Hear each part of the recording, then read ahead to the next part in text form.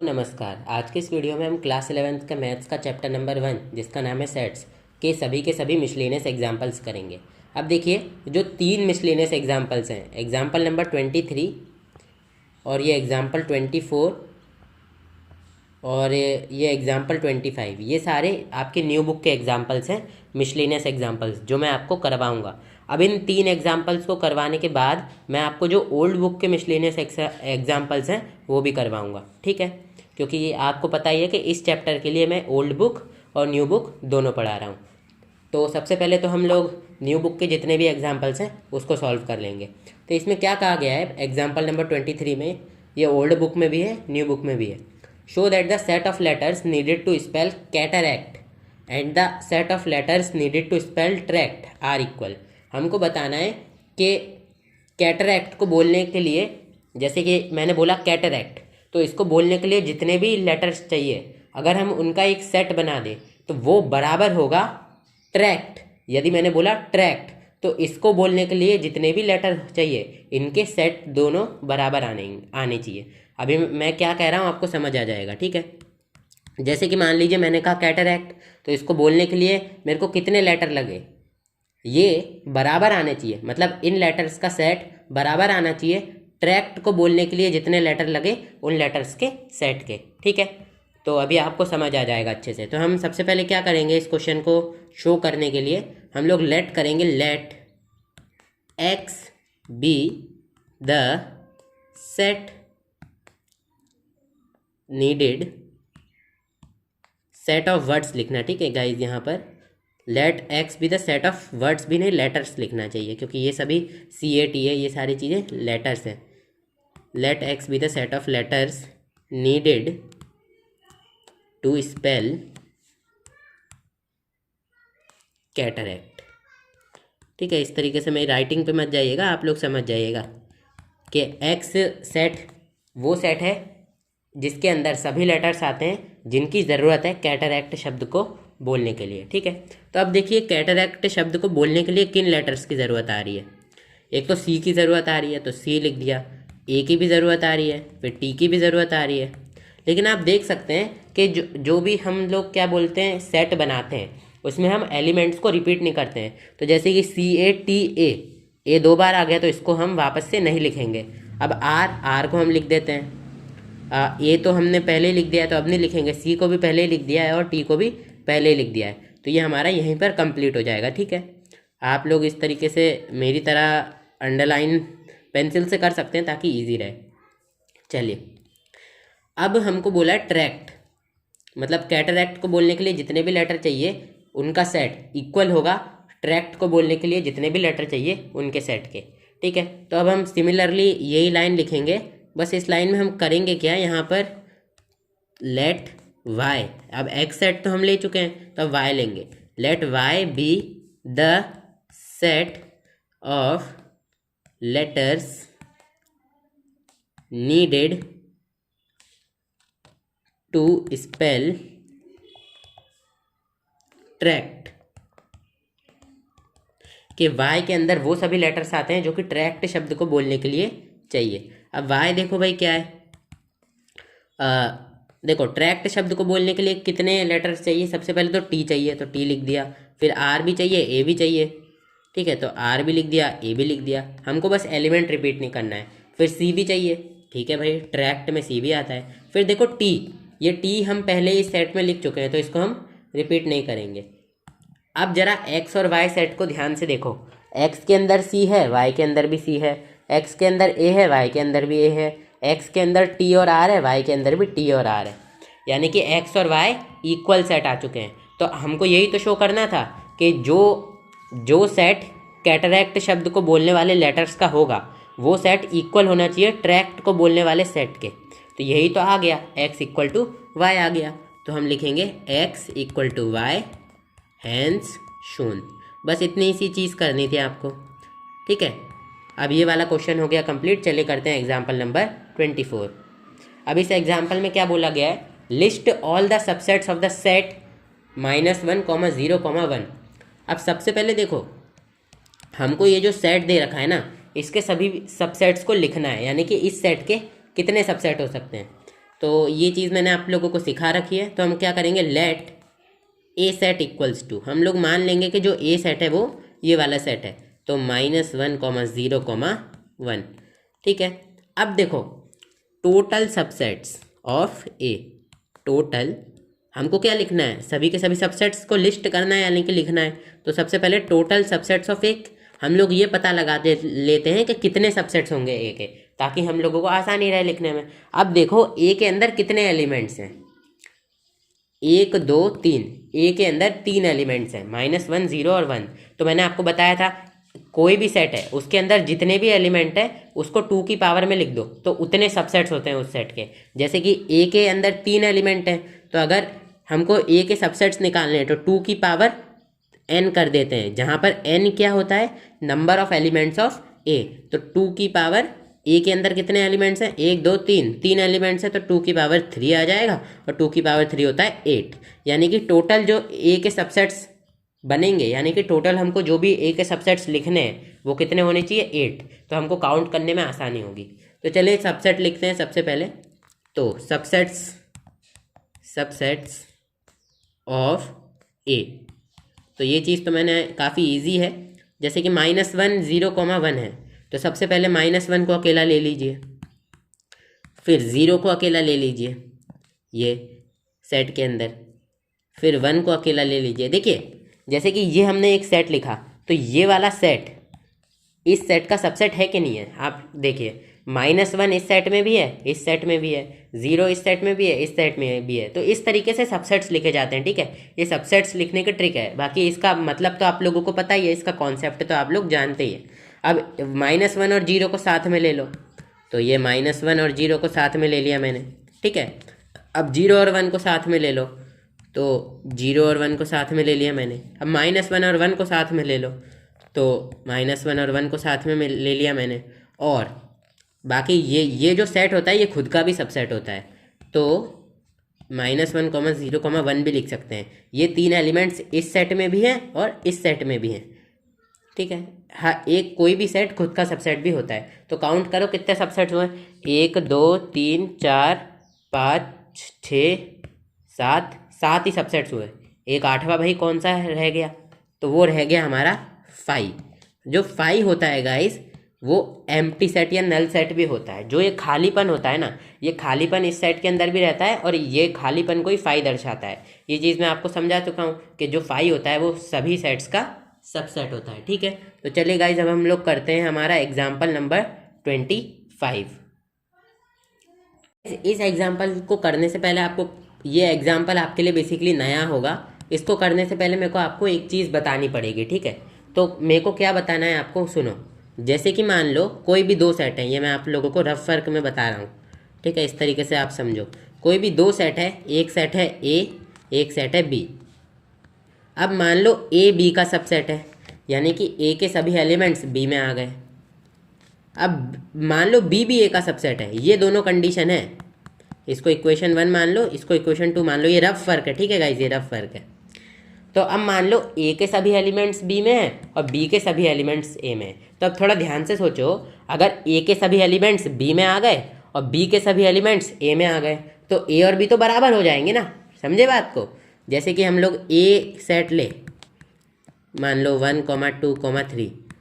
अब हम बी को इस तरीके से लें कि जो ए है वो बी का सबसेट हो और बी भी ए का सबसेट हो, यानी कि ए के सभी एलिमेंट बी में होने चाहिए। तो ए के सभी एलिमेंट हमने बी में लिख दिए और बी के सभी एलिमेंट ए में भी होना चाहिए। अब देखो, अगर हम बी सेट में अपने हिसाब से कोई भी नया एलिमेंट जोड़ देते हैं तो ए के अंदर तो वो एलिमेंट नहीं आ पाएगा, लेकिन हमको तो बी के सभी एलिमेंट्स भी ए में चाहिए। तो अभी देखो, अभी बी के अंदर भी सभी जो भी एलिमेंट हैं 1, 2, 3 वो ए के अंदर भी है, और ए के अंदर जो भी एलिमेंट है 1, 2, 3 वो बी के अंदर भी है।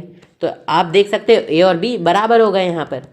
समझे बात को। यानी कि जब हमको ये 2 चीज़ें मिलती हैं, कोई भी एक सेट दूसरे का सबसेट और वही सेट फिर उसी एक सेट का सबसेट मिल जाता है, यानी कि ए सबसेट ऑफ बी और बी सबसेट ऑफ ए, तो हम कह सकते हैं कि ए सेट और बी सेट बराबर हो जाते हैं, यानी कि इक्वल हो जाते हैं। आप इसको इस तरीके से भी सोच सकते हैं कि भाई ए के सभी एलिमेंट्स बी में आ गए और बी के सभी एलिमेंट्स ए में आ गए, तो ए और बी बराबर होगा। और ये कैसे बराबर होगा ये मैंने आपको बता भी दिया, इसको लेकर ज़्यादा टेंशन मत लेना, या आप आराम से ऐसे जैसे कि मैंने आपको समझाया ऐसे समझ सकते हो। ठीक है, अब चलो मैं इन्हें रब कर देता हूँ गाइस। ठीक है, क्योंकि अभी मेरे को सॉल्यूशन भी करना है। ये जो सॉल्यूशन है ना गाइस, ये अभी आप लोग एक नए कॉन्सेप्ट को सीखोगे। आप बस इस चीज़ को याद रखना कि अगर ए सबसेट है बी का और बी सबसेट है ए का, तो ए और बी इक्वल हो जाते हैं। देखो, हमको किस चीज़ को याद रखना है, अगर ए सबसेट है बी का और बी सबसेट है ए का, तो इन दोनों का क्या मतलब होता है कि ए बराबर, रुको मैं, ये आप लोगों को इधर दिख नहीं रहा होगा, हाँ, तो इन दोनों का क्या मतलब होता है कि ए बराबर होगा बी के। ठीक है, ये मतलब इनका होता है। तो इसको आप याद रखें, याद रखने के लिए मैंने इसको यहाँ पर लिख रखा है। ठीक है, आप लोग भले ही चाहें तो मैं इसका साइज़ थोड़ा छोटा कर दूँ, बस आप लोगों को इसको याद रखना है। ठीक है, चलिए अब हम लोगों को शो किस तरीके से करना है। तो देखिए गाइस, ये क्वेश्चंस है ना, इनको शो करने के लिए एक ट्रिक लगाई जाती है। वो ये ट्रिक लगाई जाती है कि हमको अगर कभी भी कोई भी किसी भी सेट को दूसरे सेट के इक्वल शो करना है, तो हम इस तरीके से ही करते हैं कि हम उस सेट को, जैसे कि हमको ए इक्वल टू बी शो करना है, तो हम ए को बी का सबसेट बता देंगे और बी को ए का सबसेट बता देंगे। ए सबसेट ऑफ बी और ए सबसेट ऑफ बी और बी सबसेट ऑफ ए, इस तरीके से हम बता देंगे अगर हमको किसी भी दो सेट्स को इक्वल शो करना है। तो अब हम इसकी हेल्प से इसको कैसे शो करेंगे। देखो यहाँ पर क्या बोला है, show that A union B equals to A intersection B implies A equal to B. अब देखो गाइज, इसकी अंग्रेजी समझना, इसका ये मतलब है कि ये सिद्ध करो कि अगर ए यूनियन बी इक्वल है ए इंटरसेक्शन बी के, तो इसका मतलब ये है कि ए बराबर बी है। ये हमको बोला है। एक तरीके से क्वेश्चन में हमको क्या बोला गया है कि अगर A union B A intersection B के इक्वल है, तो ये शो करो कि इसका मतलब है कि ए बराबर बी है। यानी कि कुल मिलाकर हमको बोला गया है कि A union B A intersection B के इक्वल है, अब तुम शो करो कि ए इक्वल बी है। ये क्वेश्चन में हमको बोला गया है। ठीक है, तो चलिएगा इस क्वेश्चन को सॉल्व करते हैं। तो हम सबसे पहले क्या करेंगे, let A belongs to A union B. अब sorry guys, sorry, let A belongs to A. देखो हमको जैसे कि अब ये क्या चीज़ है, हमने लिखा लेट ए बिलोंग्स टू ए। अब ये क्या है, ये स्मॉल ए क्या है, और ए तो खैर सेट है, लेकिन ये स्मॉल ए क्या है। अब ये कॉन्सेप्ट आप लोगों के लिए नया है, तो इसको मैं आपको बताता हूँ। जैसे कि मान लो गाइस, ए सेट इसके इक्वल है, तो हम क्या कहते हैं, वन बिलोंग्स टू ए। ये जो एलिमेंट है वन, ये ए के अंदर है, ये टू एलिमेंट भी ए के अंदर है, तो हम ये लिखते हैं टू बिलोंग्स टू ए। देखो अभी तो मैंने ए के अंदर दो एलिमेंट लिए, तो वो दोनों एलिमेंट ए के अंदर हो गए। तो ऐसे ही ए के अंदर जितने भी एलिमेंट होंगे, उन एलिमेंट को मैंने स्मॉल ए से डिनोट कर दिया।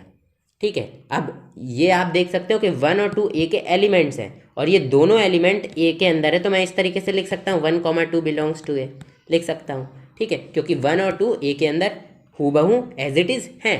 ठीक है, तो ये जो ए है ना, स्मॉल ए, ये इन्हीं एलिमेंट्स को डिनोट कर रहा है कि हमने मान लिया कि ये जो एलिमेंट्स हैं ये ए के अंदर हैं। ठीक है, समझे आप लोग बात को। अब चलिए इनको रब करते हैं, अब आगे देखते हैं। अब देखिए, इसको मेरे को ना पल पल पे आपको चीज़ें समझानी पड़ेंगी, तो मैं पहले से ही रफ में एक एग्जांपल लेके चलता हूँ। अब देखिए, हमको शो करना है ए इक्वल्स टू बी है, यानी कि ए बराबर बी तो होगा ही, तो हम ए और बी को बराबर ही लेंगे। ठीक है, ये मैं आपको केवल समझाने के लिए ले रहा हूँ, इसको आप लोग रफ में फेयर में मत लिखिएगा। फेयर में केवल क्या बोलते हैं, ये जो मार्जिन दिख रही है ना, इसके लेफ्ट साइड जो लिखा हुआ है उसको ही केवल आप फेयर में लिखें। ठीक है, इस मार्जिन को मैं थोड़ा सीधे खींच देता हूँ, ये सीधी खींच नहीं रही है। हाँ, तो इस मार्जिन के लेफ्ट साइड जो लिखा है उसको ही केवल आप फेयर में लिखिए। अब देखो, let A belongs to A, तो इसका क्या मतलब है, implies A belongs to A union B. अब देखो, ये ए है, ये ए के अंदर के सभी एलिमेंट हैं, तो जो एलिमेंट ए में है वो एलिमेंट ए यूनियन बी के अंदर भी होंगे। क्यों, क्योंकि ए यूनियन बी में ए और बी के सभी एलिमेंट्स आते हैं, तो जो एलिमेंट ए में है वो भी ए यूनियन बी के अंदर आ जाएगा। ठीक है, जैसे ए के अंदर 1, 2 है, तो अगर मैं ए यूनियन बी निकालूँ, रफ वर्क है ये इस तरफ का, अगर मैं ए यूनियन बी निकालूँ तो क्या आएगा, 1, 2 ही आ जाएगा, ये चीज़ तो पता है। तो ए के सभी एलिमेंट ए यूनियन बी के अंदर आ गए कि नहीं आ गए, ये ए क्या है, ए के सभी एलिमेंट है, तो ये 1, 2 हूबहू ए यूनियन बी के अंदर आ गए। तो यही समझाना चाह रहा हूँ कि जो एलिमेंट ए के अंदर होगा वो एलिमेंट ए यूनियन बी के अंदर भी होगा। क्यों? क्योंकि ए के सभी एलिमेंट्स ए यूनियन बी के अंदर आते हैं। अब देखो हमको ए यूनियन बी इक्वल दे रखा है ए इंटरसेक्शन बी के, ये क्वेश्चन में हमको गिवन है, ये चीज़ तो हमको गिवन है। तो ये जो हमने चीज़ लिखी इसकी जगह पर मैं A belongs to A union B है, अब ये A union B A intersection B के इक्वल है, तो मैं क्या लिख सकता हूँ? ए बिलोंग्स टू, अब इस A union B A intersection B के इक्वल है तो मैं ए यूनियन बी की जगह ए इंटरसेक्शन बी लिख दूंगा। ठीक है, मैंने इतना लिख दिया। अब देखो गाइस, अगर ए इंटरसेक्शन बी के अंदर है, ये जो ए है ये ए इंटरसेक्शन बी के अंदर है, ए इंटरसेक्शन बी इधर निकाल लो गाइस, तो कितना आ रहा है देखो 1,2 ही आएगा, यही एलिमेंट्स इधर कॉमन है। ए इंटरसेक्शन बी के अंदर क्या होता है? ए इंटरसेक्शन बी के अंदर ए और बी के कॉमन एलिमेंट्स होते हैं, तो ये ए इंटरसेक्शन बी है, ए और बी के कॉमन एलिमेंट्स क्या है? 1 और 2। अब ये ए और बी के कॉमन एलिमेंट्स हैं, यानी कि ये ए में भी है और बी में भी है, यानी कि ये बी में भी है। तो ये जो ए है ये अगर ए इंटरसेक्शन बी में है मतलब कि ये ए बी में भी है। ये 1,2 अगर ए इंटरसेक्शन बी में होगा यानी कि ये बी में भी होगा। आप देख सकते हैं इधर बी में भी 1,2 है। ये गाइस छोटी छोटी चीज़ें, ये मैं आपको इसलिए समझा रहा हूँ क्योंकि इनसे रिलेटेड आपको वो थोड़े हाई लेवल के क्वेश्चन अभी आगे करने हैं, मतलब न्यू बुक में तो नहीं है लेकिन ओल्ड बुक में है, इसलिए मैं आप लोगों को इस चीज़ को बता रहा हूँ। ठीक है, अब देखो हम ए को ए के अंदर लेकर चले थे और फिर ए हमारा बी के अंदर आ गया, यानी कि ये जो ए के अंदर के सभी एलिमेंट्स थे ये हम ए के अंदर थे। ठीक है, ए के अंदर ये सभी एलिमेंट्स थे और जिनको हम डिनोट कर रहे थे स्मॉल ए से, और ए के अंदर के सभी एलिमेंट्स जिनको हम डिनोट कर रहे थे स्मॉल ए से वो बी के अंदर आ गए। ये लिखा है ना ए बिलोंग्स टू बी, वो बी के अंदर आ गए। ठीक है, यानी कि क्या? यानी कि ए सबसेट ऑफ बी हो गया, क्योंकि जो एलिमेंट हम ए के अंदर लेकर चले थे वो एलिमेंट बी के अंदर आ गए, यानी कि ए सबसेट ऑफ बी हो गया क्योंकि ए के एलिमेंट बी के अंदर आ गए। ठीक है, तो हम लिख सकते हैं सो ए सबसेट ऑफ बी, इसको इक्वेशन नंबर 1 मान ली।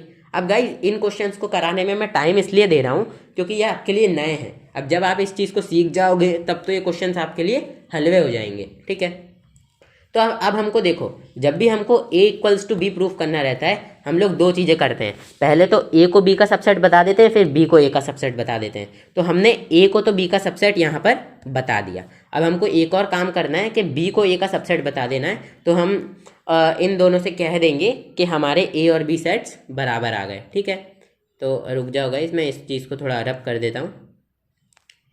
अब देखो, अब हम क्या करेंगे, अब हम लेट करेंगे, लेट जैसे कि ये ए था, ये हमने मान लिया कि कैपिटल ए सेट के अंदर है, इसी तरह हम मान लेंगे let B belongs to B, यानी कि ये जो बी है ये बी सेट के अंदर के सभी एलिमेंट्स को डिनोट कर रहा है। यहाँ पर देखो गाइज रफ में बी सेट के अंदर के सभी एलिमेंट्स थे 1,2, तो इन सभी एलिमेंट्स को, ये तो मैंने लेट किया है कि बी सेट के अंदर केवल 2 ही एलिमेंट्स है, इसके अलावा और भी एलिमेंट हो सकते हैं, आप अपने मन से कुछ भी लेट कर सकता हूँ, तो लेट कर सकते हो। तो वो जितने भी एलिमेंट हैं उनको हमने डिनोट कर दिया स्मॉल लेटर बी से, और हमने मान लिया कि वो कैपिटल बी सेट के अंदर हैं।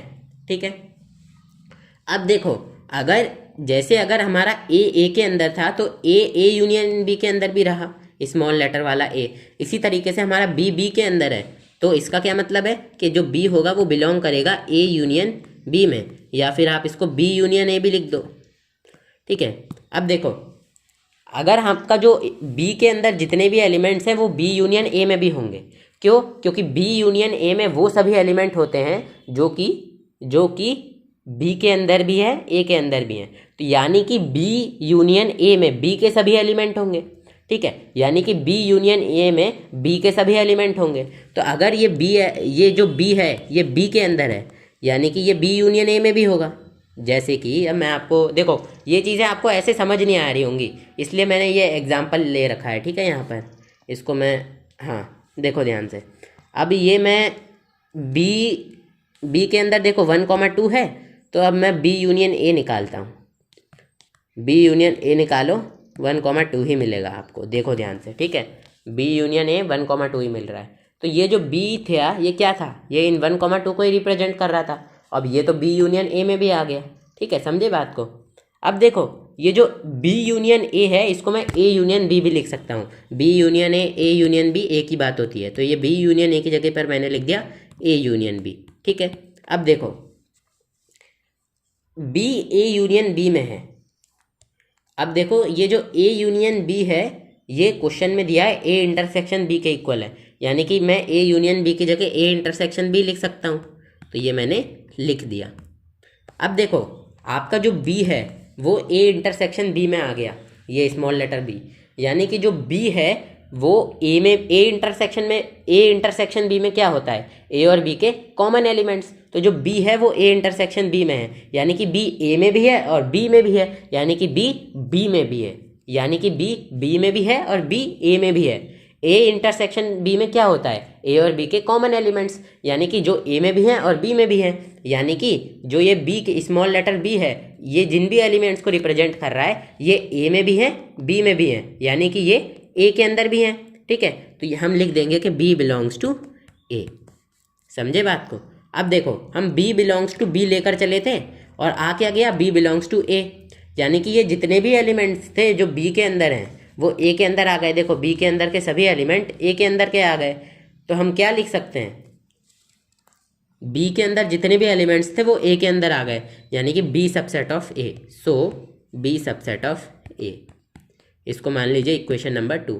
ठीक है, तो अब देखो from first and two, first में हमको क्या मिला था, A subset of B, second में हमको क्या मिला, बी सबसेट ऑफ ए। तो हम लिख सकते हैं from first and second we can से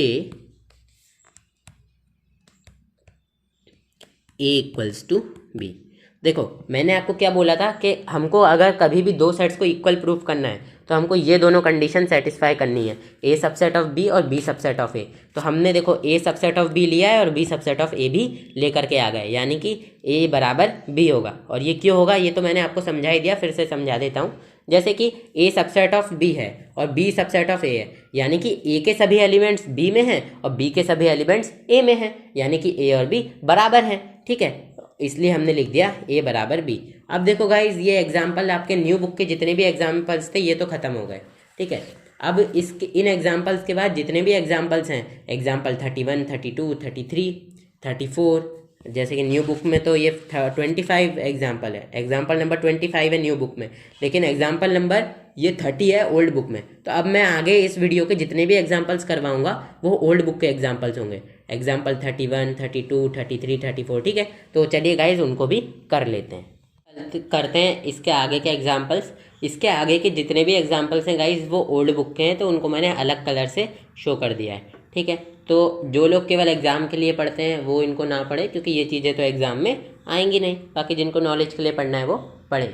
अब देखो गाइज हमको फिर से बोला गया है कि for any sets A and B show that this equals to this, यानी कि फिर से हमको दो सेट्स को, ये power set of A intersection B को power set of A intersection power set of B के इक्वल शो करना है। अब मैंने आपको क्या बताया गाइस, कोई भी दो सेट्स को इक्वल शो करना है, जैसे कि ए सबसेट है बी का और बी सबसेट है ए का, तो इसका क्या मतलब होता है, ए बराबर है बी के।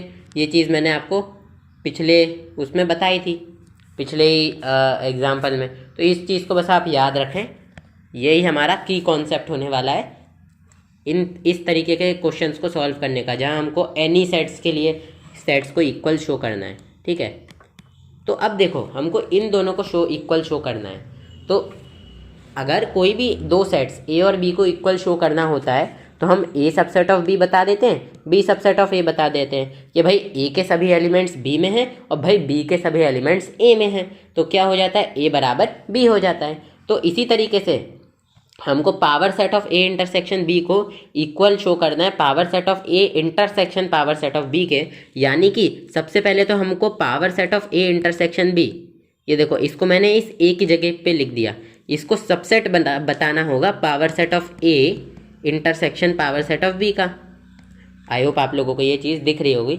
सबसे पहले तो हमको ये चीज़ बताना होगा अगर इन दोनों को हमको इक्वल शो करना है, फिर हमको बी सबसेट ऑफ ए भी बताना पड़ेगा, यानी कि जो ये है इसको ए का सबसेट भी बताना पड़ेगा, यानी कि power set of A intersection power set of B subset of power set of A intersection B. ये दो चीज़ें हमको करनी पड़ेंगी शो, तब जाकर हम कह पाएंगे कि ये दोनों चीज़ें इक्वल है। ये देखो गाइस, यही कॉन्सेप्ट है, बस ए इसके इक्वल है और ये जो बी है वो इसके इक्वल है। बस मैंने वैल्यूज़ को यहाँ पर रख ही दिया है, वैल्यूज़ को या फिर वेरिएबल्स को, आप जो भी कह लें, ठीक है। तो हमको कुल मिलाकर इस चीज़ को शो करना है।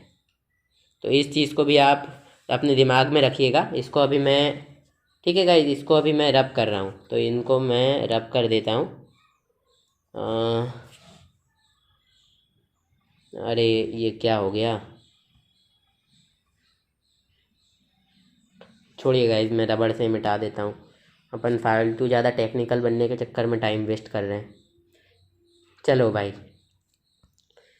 ठीक है। तो अब हम क्या करेंगे, देखो गाइस, जैसे कि हमको ए को सबसेट शो करना है बी का और बी को सबसेट करना शो करना है ए का, तो हम सबसे पहले क्या करते थे, हम कोई भी एलिमेंट ए में लेकर चलते थे, फिर उसको बी में ले आते थे, तो ए सबसेट ऑफ बी हो जाता था। फिर हम कोई भी एलिमेंट को एक वेरिएबल के तौर पर बी में लेके चलते थे, उसको ए में ले आते थे, तो बी सबसेट ऑफ ए हो जाता था, और इन दोनों से हम ए बराबर बी बोल देते थे। तो अब भी हम लोग इस तरीके से करेंगे, हम एक एलिमेंट को इसमें लेकर चलेंगे और फिर उसको इसमें ले आएंगे, फिर एक एलिमेंट को इसमें लेकर चलेंगे, फिर उसको इसमें ले आएंगे, ठीक है। तो इस तरीके से हम करेंगे। तो सबसे पहले हम एक एलिमेंट को इसमें लेकर चलेंगे, तो हम लेट करेंगे, let x belongs to power set of A intersection B. अब देखो गाइस, ये ऐसे क्वेश्चन है कि मेरे को इनको आपको पल पल पर समझाना पड़ेगा। तो वो समझाने के लिए गाइस मैं क्या करूँगा एक स्केल से मार्जिन खींच दूंगा, ठीक है, और वो मार्जिन ऐसे खींचूंगा गाइस कि उस मार्जिन के लेफ्ट साइड जो भी मैंने किया है वो फेयर वर्क होगा, और उस मार्जिन के राइट साइड जो भी मैंने किया है वो रफ वर्क होगा, ठीक है। तो जो रफ वर्क है उसको आप, रफ वर्क तो केवल मैं आप लोगों को समझाने के लिए ही करूँगा, ठीक है। तो अब हम रफ वर्क में कोई भी दो सेट ले लेंगे, मान लो कोई भी दो सेट ए, जिसको कोई से भी दो सेट्स ले सकते हैं, तो ज़रूरी नहीं है आप इक्वल लो, आप कोई से भी ले लो। फॉर एग्जांपल मैंने ए ले लिया, ये बी ले लिया, ये। अब देखो मैंने ना छोटे छोटे सेट लिए हैं, मैंने ज़्यादा बड़े बड़े सेट नहीं लिए। चलो बी के अंदर 1 की जगह 12 ले लो। मैंने छोटे छोटे सेट इसलिए लिए हैं क्योंकि ये पावर सेट की बात हो रही है, तो पावर सेट की जब भी बात हो ना, छोटे छोटे सेट्स की एग्जाम्पल में कंसिडर कर चलो, वरना बड़े बड़े सेट्स में बहुत ज़्यादा बड़ा हो जाता है। तो अब देखो हम क्या करेंगे, power set of A intersection B निकालो भाई। सबसे पहले तो क्या आ रहा है, ए इंटरसेक्शन बी, आप देख सकते हो, हम ऐसा ले लेते हैं कि ए इंटरसेक्शन बी कुछ आ रहा हो, ठीक है। अभी तो देखो ए और बी में कुछ भी कॉमन नहीं है, तो मैं बी के अंदर एक एलिमेंट 1 भी लिख लेता हूँ, तो ए इंटरसेक्शन बी 1 के इक्वल आ गया।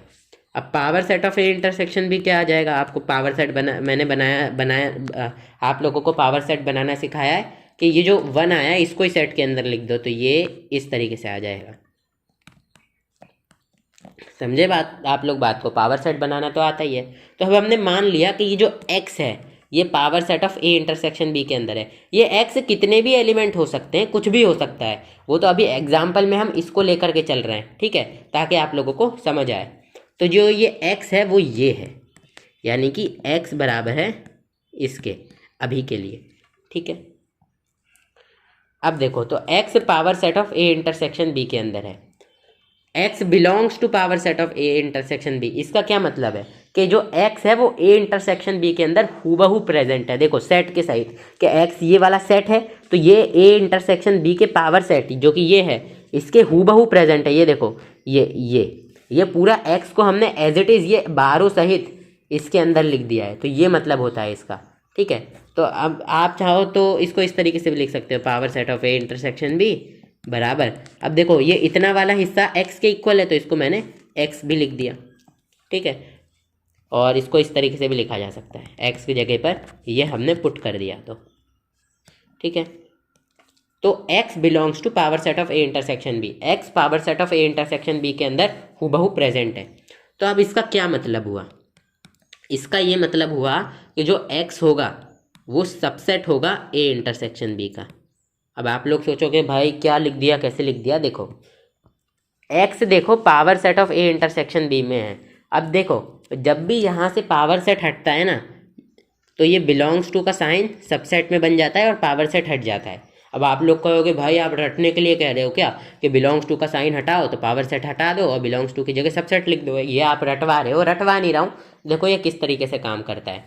जैसे कि power set of A intersection B आपका ये 1 निकला था इस तरीके से। एक्चुअल में आपका ए इंटरसेक्शन बी था क्या? एक्चुअल में आपका ए इंटरसेक्शन बी ये था और जो आपका एक्स सेट था देखो हमने ये निकाला था। तो अगर ये जो एक्स है ये ए इंटरसेक्शन बी के पावर सेट में हूबहू प्रेजेंट है तो जब इस पावर सेट को हटाया जाएगा ए इंटरसेक्शन बी के पावर सेट में हम क्या कर देते हैं, मिडिल ब्रेसिस के सहित लिख देते हैं। 2 बार मिडिल ब्रेसिस लगे हुए हैं देख सकते हैं। तो जब ये पावर सेट हट जाएगा तो नॉर्मल ए इंटरसेक्शन बी को लिखेंगे, नॉर्मल ए इंटरसेक्शन बी ये हो जाएगा। ठीक है, तो आप देख सकते हैं जो एक्स था वो भी ये था, नॉर्मल ए इंटरसेक्शन बी ये भी ये था। यानी कि जो एलिमेंट्स ए इंटरसेक्शन बी में थे वो एलिमेंट एक्स में भी हैं। 1 और 1 ये दोनों एलिमेंट कॉमन है। यानी कि जो एलिमेंट एक्स में था 1 वो ए इंटरसेक्शन बी में भी आ गया। ठीक है, यानी कि इसका क्या मतलब है, एक्स सबसेट है ए इंटरसेक्शन बी का। यानी कि एक्स के सभी एलिमेंट ए इंटरसेक्शन बी में, क्योंकि देखो एक्स में हम क्या लेकर चले थे ये 1 और ए इंटरसेक्शन बी में क्या है 1। यानी कि एक्स के एलिमेंट ए इंटरसेक्शन बी में आ गए कि नहीं आ गए? आ गए ना। तो यही बात है बस। ये रफ में गाइस मैं केवल समझाते हुए चल रहा हूँ। आप इन दोनों सेट्स की जगह कोई से भी सेट ले लो आपका सेम ही आंसर आएगा। अब एक्स आपका सबसेट हो गया ए इंटरसेक्शन बी का। तो इसका क्या मतलब है भाई, इसका क्या मतलब है? इसका मतलब है कि जो एक्स है वो ए का सबसेट भी है एंड एक्स जो है आपका बी का सबसेट भी है। अब आप लोग बोलोगे भाई कैसे कैसे कैसे क्या लिख दिया भाई? देखो एक्स ए इंटरसेक्शन बी का सबसेट है, यानी कि एक्स के सभी एलिमेंट ए इंटरसेक्शन बी के अंदर है। देखो गाइस इस चीज़ को ऐसे समझो, एक्स के सभी एलिमेंट ए इंटरसेक्शन बी के। ए इंटरसेक्शन बी क्या था गाइस आपका 1। अब x के सभी एलिमेंट ए इंटरसेक्शन बी में, x के अंदर एलिमेंट था 1, ए इंटरसेक्शन बी में भी एलिमेंट है 1, तो x के सभी एलिमेंट ए इंटरसेक्शन बी में आ गए। अब देखो x के सभी एलिमेंट ए इंटरसेक्शन बी के अंदर आ गए। अब आप एक चीज़ देखो, ए इंटरसेक्शन बी में किसके एलिमेंट आते हैं? ए इंटरसेक्शन बी के अंदर वो एलिमेंट आते हैं जो कि ए में भी हैं जो कि बी में भी है। अब ए इंटरसेक्शन बी के अंदर x आ चुका है, यानी कि जो x के एलिमेंट हैं वो a में भी आ गए हैं और b में भी आ गए हैं। मतलब a इंटरसेक्शन b के अंदर वो एलिमेंट्स आते हैं जो a में भी हैं और जो b में भी है, जो दोनों में है। अब a इंटरसेक्शन b में x के एलिमेंट हैं, यानी कि x के एलिमेंट a में भी हैं और x के एलिमेंट b में भी हैं। तो x जो है वो a का भी सबसेट हो गया और x जो है वो b का भी सबसेट हो गया, क्योंकि a इंटरसेक्शन b का ही मतलब होता है ऐसे एलिमेंट्स जो a में भी हैं और जो b में भी हैं। अब a इंटरसेक्शन b के एलिमेंट किसके एलिमेंट्स के इक्वल है? x के एलिमेंट के इक्वल, यानी कि x के एलिमेंट्स a में भी हैं और x के एलिमेंट्स b में भी हैं। ठीक है, समझे बात को? और आप देख भी सकते हो x का जो एलिमेंट है 1 वो a में भी है और ये जो 1 है ये b में भी है। ठीक है, तो वहाँ से ही हमने लिखा है x subset of a and x subset of b। ठीक है, तो अब यहाँ से हम क्या लिख सकते हैं? यहाँ से हम लिख सकते हैं x belongs to power set of a and x belongs to power set of b। अब आप लोग बोलोगे भाई ये कैसे लिख दिया, कैसे लिख दिया? समझाओ समझाओ। देखो जो a था वो कौन सा सेट था आपका 1, 2 और जो ये x है ये क्या है आपका 1। तो हमने क्या किया है, देखो x से सबसेट ऑफ a तो आ गया था आपका और x से सबसेट ऑफ b भी आ गया था। b सेट क्या था आपका 1, 12। यानी कि जब आप पावर सेट ऑफ a बनाओगे तो देखो क्या आ रहा है। ठीक है, नहीं पावर सेट ऑफ ए ऐसे नहीं बनेगा गाइस, पावर सेट ऑफ ए ऐसे बनेगा। ए के अंदर ये एलिमेंट है ना, तो ये इस तरीके से बनाया जाएगा। ए के सभी सबसेट्स को अगर हम उसमें लिख देते हैं तो पावर सेट बनाया जाता है ना, और 5। ठीक है, इस तरीके से पावर सेट बनाया जाता है गाइस। मैंने पावर सेट का कॉन्सेप्ट आपको थोड़ा वैसे बताया है। और यहाँ पर भी देखो यार मेरे से थोड़ी गलती हो गई थी, ए इंटरसेक्शन बी का पावर सेट में ना एक ये भी लिखा जाएगा 5 भी आ जाएगा, क्योंकि पावर सेट का मतलब होता है कि जैसे कि ए इंटरसेक्शन बी में 1 एलिमेंट है तो इस 1 के कितने सबसेट हैं, तो एक तो ये खुद है तो ये इसको खुद को लिख दिया, एक तो 5 होता है सबका सबसेट तो उसको लिख दिया, फिर उनको सेट्स के अंदर कटिबद्ध करते हैं। ठीक है, तो ये सही पावर सेट की डेफिनेशन है, सॉरी थोड़ा माफ़ कर देना। ठीक है, तो इस तरीके से पावर सेट ऑफ ए बन गया। अब देखो क्या ये x हूबहू पावर सेट ऑफ ए के अंदर प्रेजेंट है? हाँ भाई, x तो हूबहू पावर सेट ऑफ ए के अंदर प्रेजेंट है। ये कैसे हुआ? देखो, x जो था वो a का सबसेट था, यानी कि x के सभी एलिमेंट a के अंदर थे। x के अंदर एक एलिमेंट था 1, वो भी आपका a के अंदर प्रेजेंट था। तो जब हमने पावर सेट ऑफ a लिखा तो ये 1 था, ये अलग से भी इस तरीके से आ गया, और ये अलग से इस तरीके से किस चीज़ को रिप्रेजेंट कर रहा है? ये इतना वाला एरिया x को, तो ये x हो गया। तो आप देख सकते हैं ये जो पावर सेट ऑफ a है इसके अंदर x हूबहू प्रेजेंट है। हम पावर सेट ऑफ a को इस तरीके से भी लिख सकते हैं,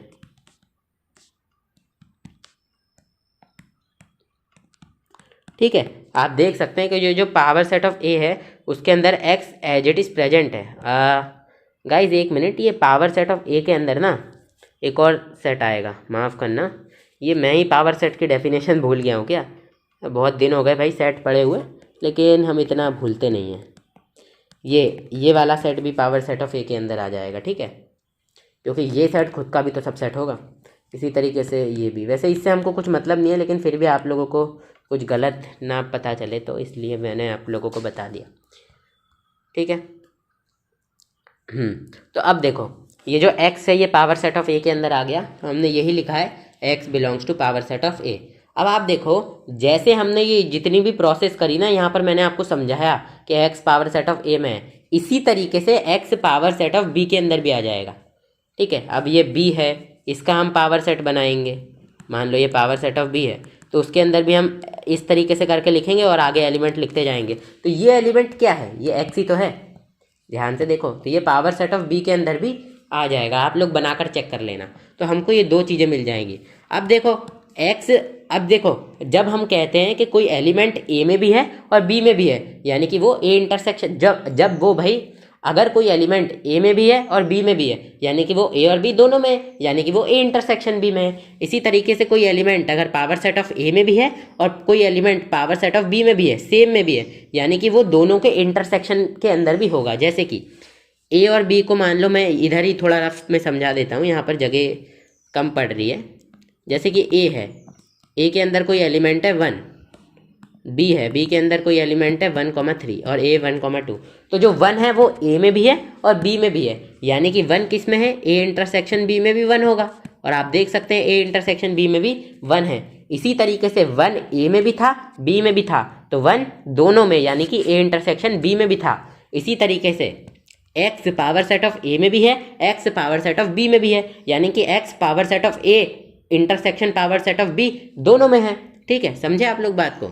यानी कि x power set of a और intersection power set of b में है। देखो, जो 1 था वो a में भी था और b में भी था, यानी कि 1 दोनों में था, यानी कि a इंटरसेक्शन b में था। इसी तरीके से x power set of a में है, x power set of b में है, यानी कि x दोनों में है, यानी कि x power set of a intersection power set of b में है। तो x belongs to power set of a intersection power set of b। समझे आप लोग बात को? अब देखो गाइस, x ये हमारा आ गया power set of a intersection power set of b में। हम x को किस में लेकर चले थे? हम x को लेकर चले थे power set of a intersection b में, लेकिन x आ किस में गया? Power set of a intersection power set of b में, ठीक है। उदाहरण के लिए जैसे a सेट है, इसमें हम 1 को लेकर चलें तो ये 1 अगर b में आ जाए, ये उदाहरण गलत बैठेगा। जैसे कि मैंने आपको पहले भी तो समझाया था कि अगर किसी एलिमेंट को हम एक सेट में लेकर चलें, वही एलिमेंट दूसरे सेट के अंदर आ जाए, ठीक है, तो आपका वो सबसेट हो जाता है। अब जैसे कि मैंने आपको समझाया था, जैसे कि a सेट है 1,2, b सेट है 1,2,3 मान लीजिए। तो अगर हम ये जो 1,2 हैं इन दोनों को a मान ले और इस a को हम लेकर चले a के अंदर और इसी a को हम ले आए b के अंदर, तो ये जो a होता है ये b का सबसेट हो जाता है ना। पिछले क्वेश्चंस में हमने इस चीज़ को तो समझ लिया है, ठीक है। तो हम क्या कर लिए, हम क्या करें, x को लेके चले थे power set of a intersection b के अंदर और x को लेकर आ गए power set of a intersection power set of b के अंदर, यानी कि जो power set of a intersection b है उसके सभी एलिमेंट्स जिनको x डिनोट कर रहा था वो किस में आ गए? Power set of a intersection power set of b में। तो हम क्या लिख सकते हैं? Power set of a intersection b subset of power set of a intersection power set of b। इस तरीके से भी लिख सकते हैं। आपकी बुक में इसको काफ़ी लाइनों में लिखकर बताया गया है, जिससे आप लोगों के लिए समझना काफ़ी मुश्किल हो जाता है। ठीक है, तो इसलिए मैं आपको इस तरीके से एक एक के नीचे एक करके समझा रहा हूँ। तो अब देखिए आपका पहला काम पूरा हुआ। हमको देखिए ए सब कोई भी दो सेट्स को इक्वल प्रूफ करना है तो सबसे पहले A subset of B proof करना रहता है, फिर B subset of A proof करना रहता है। हमने ए सबसेट ऑफ बी तो प्रूफ कर दिया। कैसे? मतलब ए सबसेट ऑफ बी में ए की जगह पर ये लिया, बी की जगह पर ये लिया, क्योंकि इन दोनों को इक्वल प्रूफ करना है तो हमने इसको इसका सबसेट बता दिया। अब हमको बस एक काम और करना है कि इसको इसका सबसेट बता देना है, तो हमारा काम हो जाएगा। तो इसको मैं इक्वेशन नंबर 1 मान लेता हूँ। अब देखो, अब हम क्या करेंगे, लेट करेंगे y belongs to power set of a intersection power set of b। अब देखो हमको ये जो सेट है ना, इस वाले सेट को इस वाले सेट का सबसेट बता देना है। तो हम क्या करेंगे, इस वाले सेट में एक एलिमेंट लेकर चलेंगे जिसको हमने y बोल दिया, और उसी एलिमेंट को कैसे ना कैसे कर कर इसके अंदर ले आएंगे, फिर बोल देंगे कि ये इसका सबसेट है, फिर हमारा काम हो जाएगा। ठीक है, तो देखिए अब हमने मान लिया y belongs to power set of a intersection power set of b। तो इसका क्या मतलब है? अब देखो y power set of a intersection power set of b में भी है, या इस इंटरसेक्शन का क्या मतलब होता है कि y power set of A intersection power set of B में है, यानी कि y power set of A और पावर सेट ऑफ बी दोनों में है। तो y belongs to power set of A and y belongs to power set of B. देखो अगर y power set of A और पावर सेट ऑफ बी दोनों के अंदर है, तभी तो हम कह सकते हैं कि y power set of A intersection power set of B के अंदर होगा। समझे आप लोग बात को? तो यदि हम लोग कह रहे हैं कि y power set of A intersection power set of B के अंदर है, इसका ये मतलब है कि y power set of A में भी होगा और पावर सेट ऑफ बी में भी होगा, क्योंकि इंटरसेक्शन का मतलब ही होता है कि दोनों सेट्स के अंदर है। जैसे कि y power set of A intersection power set of B के अंदर है, यानी कि power set of A intersection power set of B के अंदर जो भी एलिमेंट्स हैं उनके अंदर y भी प्रेजेंट है हूबहू। समझे आप लोग बात को? और power set of A intersection power set of B का क्या मतलब होता है कि पावर सेट ऑफ ए के भी सभी एलिमेंट्स और पावर सेट ऑफ बी के भी सभी एलिमेंट्स। तो अगर y power set of A intersection power set of B के अंदर है, यानी कि y power set of A और पावर सेट ऑफ बी दोनों के अंदर होगा। अब देखो इस चीज़ को मैं आप लोगों को बोला था ना, आप लोग को समझने में काफ़ी दिक्कत आएगी, तो मुझे पल पल पर आप लोगों को उदाहरण देने पड़ेंगे। ठीक है, तो अभी मैं इसको मिटाकर आप लोगों को उदाहरण दे देता हूँ। देखिए गाइस, रफ वर्क की जगह बहुत कम पड़ गई है, तो मैं यहीं पर उदाहरण दे देता हूँ। इसके नीचे इसको मिटाकर फिर सॉल्यूशन चालू कर देंगे। देखिए ये ए सेट हमारा ये था। अब पावर सेट ऑफ ए, सबसे पहले तो power set of A intersection power set of B हमको निकालना होगा। तो पावर सेट ऑफ ए बना लीजिए भाई। तो ये आपका हो जाएगा 1, ये हो जाएगा आपका 2। पावर सेट बनाना, ये इस वाले ए सेट को ध्यान में रखकर मैं बना रहा हूँ। पावर सेट बनाना तो आप लोगों को आता ही है, मैंने सिखाया है। ठीक है, अब पावर सेट ऑफ बी बना लीजिए। तो बी के अंदर ये एलिमेंट्स है ना 1,12, 12 था ना, यही तो था गाइस बी। ठीक है,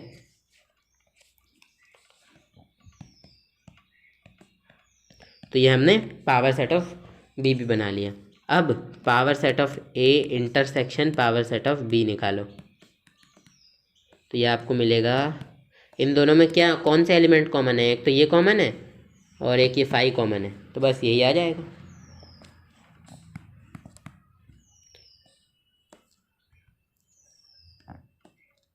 अब देखो गाइस, हम y को इसमें लेकर चले थे power set of A intersection power set of B के अंदर।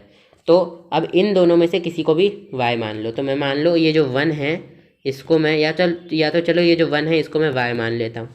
तो ये जो y है इसको हम किस में लेकर चले हैं? पावर सेट ऑफ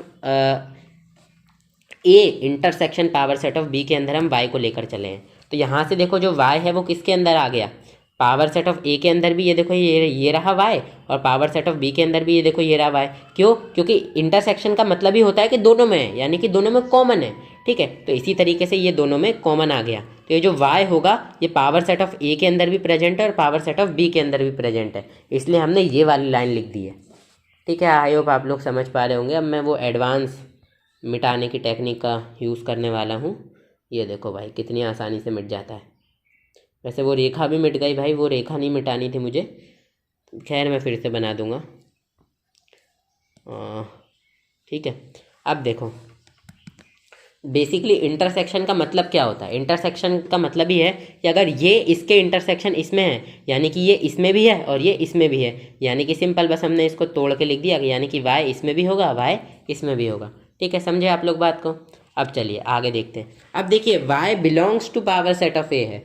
इसका क्या मतलब है कि y जो होगा वो सबसेट होगा a का, और यहाँ पर y belongs to power set of b है। इसका क्या मतलब है कि y जो होगा वो सबसेट होगा b का। अब आप लोग सोच रहे होंगे भाई कैसे आ गया, क्या क्या क्या भाई बताओ।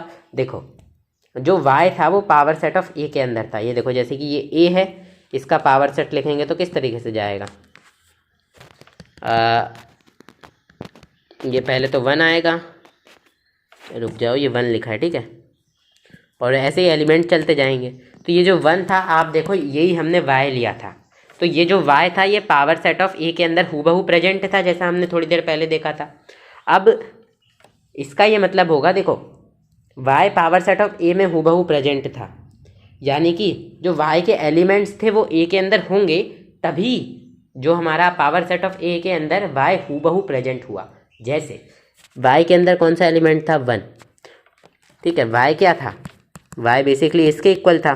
तो आप देखो कि ये पावर सेट ऑफ a में ये 1 आया और y के अंदर 1 था, और आप देख सकते हो y के अंदर भी 1 है और ये a के अंदर भी 1 है। तो आप देख सकते हो कि ये जो y है ये सबसेट आ गया यहाँ पर a का। ठीक है, ये इस तरीके से समझिए। अब b है, b के अंदर भी आप देख सकते हो 1 है, y के अंदर भी आप देख सकते हो 1 है, तो ये जो y है ये सबसेट आ गया b का। ठीक है, आई होप आप लोग समझ गए होंगे। अब इस चीज़ को रब कर दीजिएगा इस।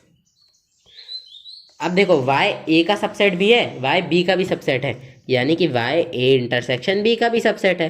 देखो y a का सबसेट है यानी कि y के सभी एलिमेंट्स a में हैं, y b का सबसेट है यानी कि y के सभी एलिमेंट्स b में हैं, यानी कि y के सभी एलिमेंट्स a में भी हैं, y के सभी एलिमेंट्स b में भी हैं, यानी कि y के सभी एलिमेंट्स a इंटरसेक्शन b में भी हैं। ठीक है, ऐसा कहते हैं ना कि a के सभी a में, जैसे कि मान लो ये a है, 1 a के अंदर भी है 1 b के अंदर भी है, यानी कि 1 a इंटरसेक्शन b के अंदर भी होगा। इसी तरीके से y के सभी एलिमेंट्स a के अंदर भी हैं, y के सभी एलिमेंट्स b के अंदर भी हैं, यानी कि y के सभी एलिमेंट्स a इंटरसेक्शन b के अंदर भी होंगे। ठीक है, हाँ।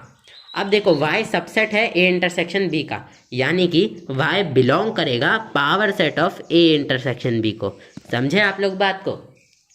अब देखिए ये चीज़ भी मैंने आपको समझा रखी है कि जब भी सबसेट हटता है तो बिलोंग्स टू का साइन आ जाता है और यहाँ पर पावर सेट लग जाता है। तो ये इस चीज़ का मैंने आपको कॉन्सेप्ट तो बता ही रखा है। अब जैसे कि आपका ए इंटरसेक्शन भी ये 1 आया था, ठीक है, इसका पावर सेट बनाने जाइए तो किस तरीके से बनेगा, ये एक तो ये 1 आ जाएगा और फिर ऐसे ऐसे आगे चलता जाएगा। तो ये जो 1 आ रहा है ये power set of A intersection B के अंदर ये 1 क्या है, ये हूबहू वाई ही तो है।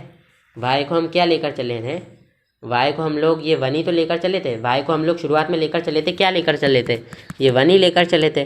तो ये जो है ये power set of A intersection B के अंदर हूबहू एज इट इज़ आ गया। समझे आप लोग बात को। तो ये एज इट इज़ आ गया तो ये हमने लिख दिया कि Y belongs to power set of A intersection B. ठीक है, हम ये लेकर के आ गए। अब देखो ये वाई इसके अंदर लेकर चले थे, इसके अंदर ले आए, यानी कि ये इसका सबसेट है। समझे आप लोग बात को, ये चीज़ तो समझा रखी है मैंने, यानी कि power set of A intersection power set of B subset of power set of A intersection B. Clear हो गई ये वाली बात।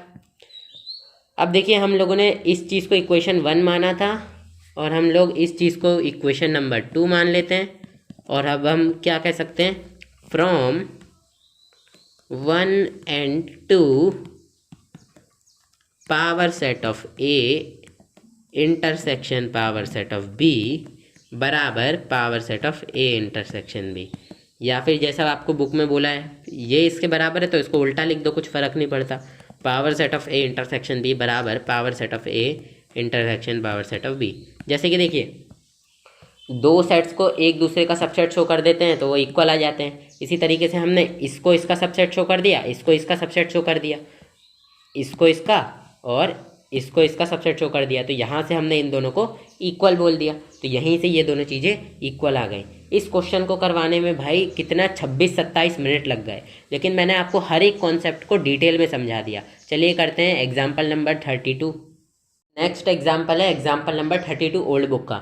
ये एग्जाम्पल्स गाइस अब देखो एडवांस होते चले जा रहे हैं, इसलिए जिन लोगों को सही में भी रुचि हो ना पढ़ने में, वही लोग आगे पढ़ो, क्योंकि ये आपके एग्ज़ाम में तो आएंगे नहीं। मतलब आप आगे पढ़ रहे हो तो आपको सही में भी रुचि है, इंटरेस्ट है, क्योंकि अब मैं आप लोगों को इंटरेस्ट होगा तो आप इस चीज़ को ध्यान से सुनोगे तभी आप लोग इस चीज़ को समझ पाओगे। ठीक है, तो चलिए चालू करते हैं एग्जाम्पल 32।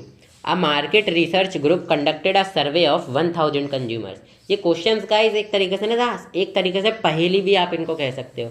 मतलब जो मैथमेटिक्स है वो तो इनमें लगेगी, साथ ही साथ में थोड़ा पहेली भी लग रही है, थोड़ा अपना दिमाग भी आप लोगों को लगाना पड़ेगा। तो एक मार्केट रिसर्च ग्रुप है जिसने एक सर्वे करवाया। सर्वे में बेसिकली कुछ सवाल पूछे जाते हैं, 1000 कंज्यूमर्स से उस मार्केट रिसर्च ग्रुप ने सर्वे करवाया, और उसमें से उस मार्केट रिसर्च ग्रुप को पता चला, मतलब उसने रिपोर्ट में अपने बताया कि 720 कंज्यूमर्स को ए प्रोडक्ट पसंद है, 450 कंज्यूमर्स को बी प्रोडक्ट पसंद है। ठीक है भाई, अब हमको फिर बोला गया what is the least number that must have liked both products. यानी कि ऐसे कम से कम कितने लोग हैं जिनको दोनों चीज़ें पसंद है। ठीक है, ये हमको निकालना है, यानी कि कम से कम ऐसे लोग निकालने हैं जिनको दोनों चीज़ें पसंद है। अब देखो गाइस, हमने क्या किया, लेट यू, इसका सॉल्यूशन में मैंने इतना हिस्सा ले लिया है, ये आप लोगों को लिखना है। Let you B the set of consumers question. हमने मान लिया कि जो यू है ये वो लोग हैं जिनसे सवाल पूछे गए। तो कितने लोगों से सवाल पूछे गए, 1000 लोगों से, यानी कि नंबर ऑफ एलिमेंट्स इन आपका यू कितना है, 1000 लोगों से सवाल पूछे गए। ठीक है, S be the set of consumers who liked product ए। हमने मान लिया कि एस उन कंज्यूमर्स का सेट है जिनको प्रोडक्ट ए पसंद है। तो प्रोडक्ट ए कितने कंज्यूमर्स को पसंद है, 720 को। तो number of elements in S कितना हो गया, 720। And T be the set of consumers who like the product B. और हमने मान लिया कि टी उन लोगों का सेट है, उन कंज्यूमर्स का जिनको प्रोडक्ट बी पसंद है, यानी कि और कितने लोगों को प्रोडक्ट बी पसंद है, 450 लोगों को। यानी कि number of elements in T कितना हो गया, 450। अब हमको टू फाइंड क्या करना है गाइस, गिवन दैट, हमको ये सारी चीज़ें गिवन है, हमने लिख ली। अब टू फाइंड क्या करना है, टू फाइंड हमको बोला है what is the least number that must have liked both product. अब देखो गाइस, हमको जो लोग दोनों प्रोडक्ट को लाइक करते हैं वो लोग किससे हम डिनोट करते हैं उनको, number of elements of A intersection B. A intersection B नहीं आएगा, एस इंटरसेक्शन टी आएगा, क्योंकि यहाँ पर हमने ए और बी की जगह एस और टी लिया है। तो जिन लोगों को दोनों चीज़ें, दोनों प्रोडक्ट ए और प्रोडक्ट बी भी पसंद होगा, जिन लोगों को दोनों प्रोडक्ट ए और बी दोनों पसंद होंगे, वो कौन से सेट में आएंगे, number of elements of S intersection T वाले सेट में आएंगे। तो हमको ऐसे लोग ही बताना है, ऐसे लीस्ट नंबर ऑफ लोग बताना है जिनको दोनों प्रोडक्ट पसंद है। यानी कि हमको least value of number of elements of S intersection T बताना है। देखो, number of elements of S intersection T क्या बताता है, ऐसे लोग जिनको प्रोडक्ट ए भी पसंद है और प्रोडक्ट बी भी पसंद है, यानी कि ऐसे लोग जिनको प्रोडक्ट ए और बी दोनों पसंद है। अब हमको यही बोला है कि ऐसे कम से कम लोग बताओ जिनको दोनों प्रोडक्ट पसंद हो। तो ऐसे लोग जिनको दोनों प्रोडक्ट पसंद है वो तो number of elements of S intersection T के अंदर आ जाते हैं। ऐसे कम से कम लोग बताने, यानी कि इसकी लीस्ट वैल्यू, इसकी कम से कम वैल्यू क्या होगी, जिसकी जितनी इसकी वैल्यू होगी उतने ही लोग होंगे, और हमको कम से कम लोग बताने हैं, यानी कि इसकी कम से कम value, least value find out करनी है, निकालनी है। ठीक है, तो चले निकालते हैं। अब इसको कैसे निकाले, देखिए सबसे पहले तो इसको निकालने के लिए आप number of elements of S union T का फॉर्मूला लिखिए। Number of elements of S union T किसकी, आपको इसकी वैल्यू निकालनी है ना, लीस्ट, तो इसका फॉर्मूला लिखिए। ये इक्वल होता है number of elements of S plus number of elements of T minus number of elements of S intersection T. समझे आप लोग बात को। तो एस यूनियन टी की वैल्यू तो हमको कहीं दी नहीं है क्वेश्चन में, ठीक है, तो ऐसे ही रहने दीजिए। Number of elements in S है 720, टी के अंदर है 450 minus number of elements of S intersection T आ जाएगा। अब number of elements of S union T, 720 plus 450, 7 चौड़ा 1100 और 20 50 70, 400 minus number of elements in S intersection T आ गया। अब देखो गाइस, यहाँ से आप लोगों को क्या, हमको एस इंटरसेक्शन टी की लीस्ट वैल्यू निकालनी है, यानी कि सबसे कम। तो आप यहाँ पर एक चीज़ देखो कि जो 1170 है उसमें से कुछ माइनस कर रहे हैं तो हमको एस यूनियन टी मिल रहा है, ठीक है। यानी कि अगर 1170 में से ज़्यादा माइनस करेंगे तो कम वैल्यू मिलेगी, कम माइनस करेंगे तो ज़्यादा वैल्यू मिलेगी, सिंपल सी बात है। तो यहाँ पर हम लिखेंगे number of elements in S union T is maximum. ये मैक्सिमम कब होगा? When S intersection T is least, when number of elements of S intersection T is least. देखो गाइस, अगर हम चाहते हैं कि हमको एस यूनियन टी की मैक्सिमम वैल्यू मिले, number of elements of S union T के, मान लो एक उसके लिए कि हम इसकी मैक्सिमम वैल्यू निकालना चाह रहे हैं, तो ये मैक्सिमम कब होगा? जब S number of elements in S intersection C least होगा, यानी कि सबसे कम होगा। अब ऐसा क्यों है, सुनो ध्यान से। देखो गाइस, 1170 में से हमको number of elements in S intersection T को माइनस करना है, यानी कि 1170 में से आप इसको माइनस करोगे तो आपको ये मिलेगा। अब अगर मान लो आप 1170 में से मान लो एस इंटरसेक्शन टी की बड़ी वैल्यू ले लेते हो, तो आप मान लो 1170 में से बड़ी वैल्यू माइनस करोगे। क्यों? क्योंकि अगर आपने number of elements of S intersection T की वैल्यू बड़ी ले ली, यानी कि आप 1170 में से बड़ी वैल्यू माइनस करोगे। अगर आप इसमें से बड़ी वैल्यू माइनस कर दोगे तो ये वैल्यू आपको छोटी मिल जाएगी, लेकिन आपको ये वैल्यू छोटी नहीं चाहिए, आपको ये वैल्यू मैक्सिमम चाहिए, बड़ी चाहिए, ठीक है। तो अगर आपको ये वैल्यू बड़ी चाहिए तो आपको क्या करना पड़ेगा, सुनना ध्यान से। देखो, अगर आपको एस यूनियन टी की सबसे ज़्यादा वैल्यू चाहिए, तो देखो 1170 में से आप number of elements of S intersection T को माइनस कर रहे हो, यानी कि इसमें से ये कम हो जा रहा है और फिर आपको ये मिल रहा है। तो अगर आप इसकी वैल्यू ज़्यादा रखोगे तो ये ज़्यादा कम हो जाएगा, आप क्योंकि ज़्यादा माइनस करोगे तो ज़्यादा कम हो जाएगा। तो अगर आप इसकी वैल्यू सबसे कम रखो, यानी कि अगर आप number of elements of S intersection T की वैल्यू सबसे कम रखोगे, यदि आप number of elements of S intersection T की वैल्यू सबसे कम रखोगे, तो अगर आप ये वैल्यू सबसे कम रखोगे तो 1170 में से आपको कम वैल्यू माइनस करनी पड़ेगी।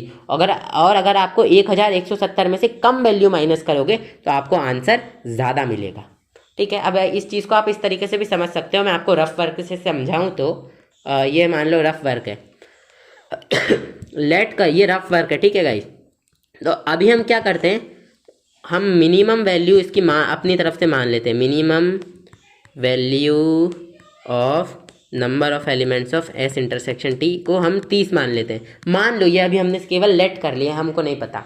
तो अब देखो ये इसका क्या मतलब है, तो इसका ये मतलब है कि number of elements of S union T किसके इक्वल हो गया, 1170 माइनस में 30 के। अगर हम यहाँ पर रफ वर्क में सॉल्व करें तो number of elements in S union T किसके इक्वल हो गया, 70 माइनस 40, तो 1140। तो इसकी वैल्यू आप देख सकते हो बड़ी आई है, क्योंकि हमने ये जो माइनस किया था ये केवल 30 माइनस किया। क्यों? क्योंकि ये मिनिमम वैल्यू है एस इंटरसेक्शन टी की। अब अगर मैं एस इंटरसेक्शन टी की जगह मैक्सिमम वैल्यू रख दूँ, लेट सपोज कि जो मैक्सिमम वैल्यू हो सकती है number of elements of S intersection T की वो 70 हो सकती है। तो number of elements of S union T किसके इक्वल आ जाएगा, 1170 माइनस 70। तो number of elements of S union T किसके इक्वल हो जाएगा, 1100 के। तो आप देख सकते हो जब हमने एस इंटरसेक्शन टी की वैल्यू मैक्सिमम रखी तो एस यूनियन टी की वैल्यू कम आई, आप देख सकते हो कम आई, 1100 ही आई। लेकिन जब हमने एस इंटरसेक्शन टी की जब हमने वैल्यू मिनिमम रखी 30 रखी, तो एस यूनियन टी की वैल्यू 1140 आई। यानी कि जब हमने एस इंटरसेक्शन टी की वैल्यू मिनिमम रखी तो एस यूनियन टी की वैल्यू ज़्यादा आई जो कि 1140 आई, और जब हमने एस इंटरसेक्शन टी की वैल्यू मैक्सिमम रखी जो कि 70 थी, तो हमारे number of elements of S union T 1100 आया जो कि 1140 से कम है। तो इसका यही मतलब है कि number of element of S union T को आप मैक्सिमम बोल सकते हो। ये जो 1140 है ये इसकी मैक्सिमम वैल्यू है जो हमने लेट करी है। कब?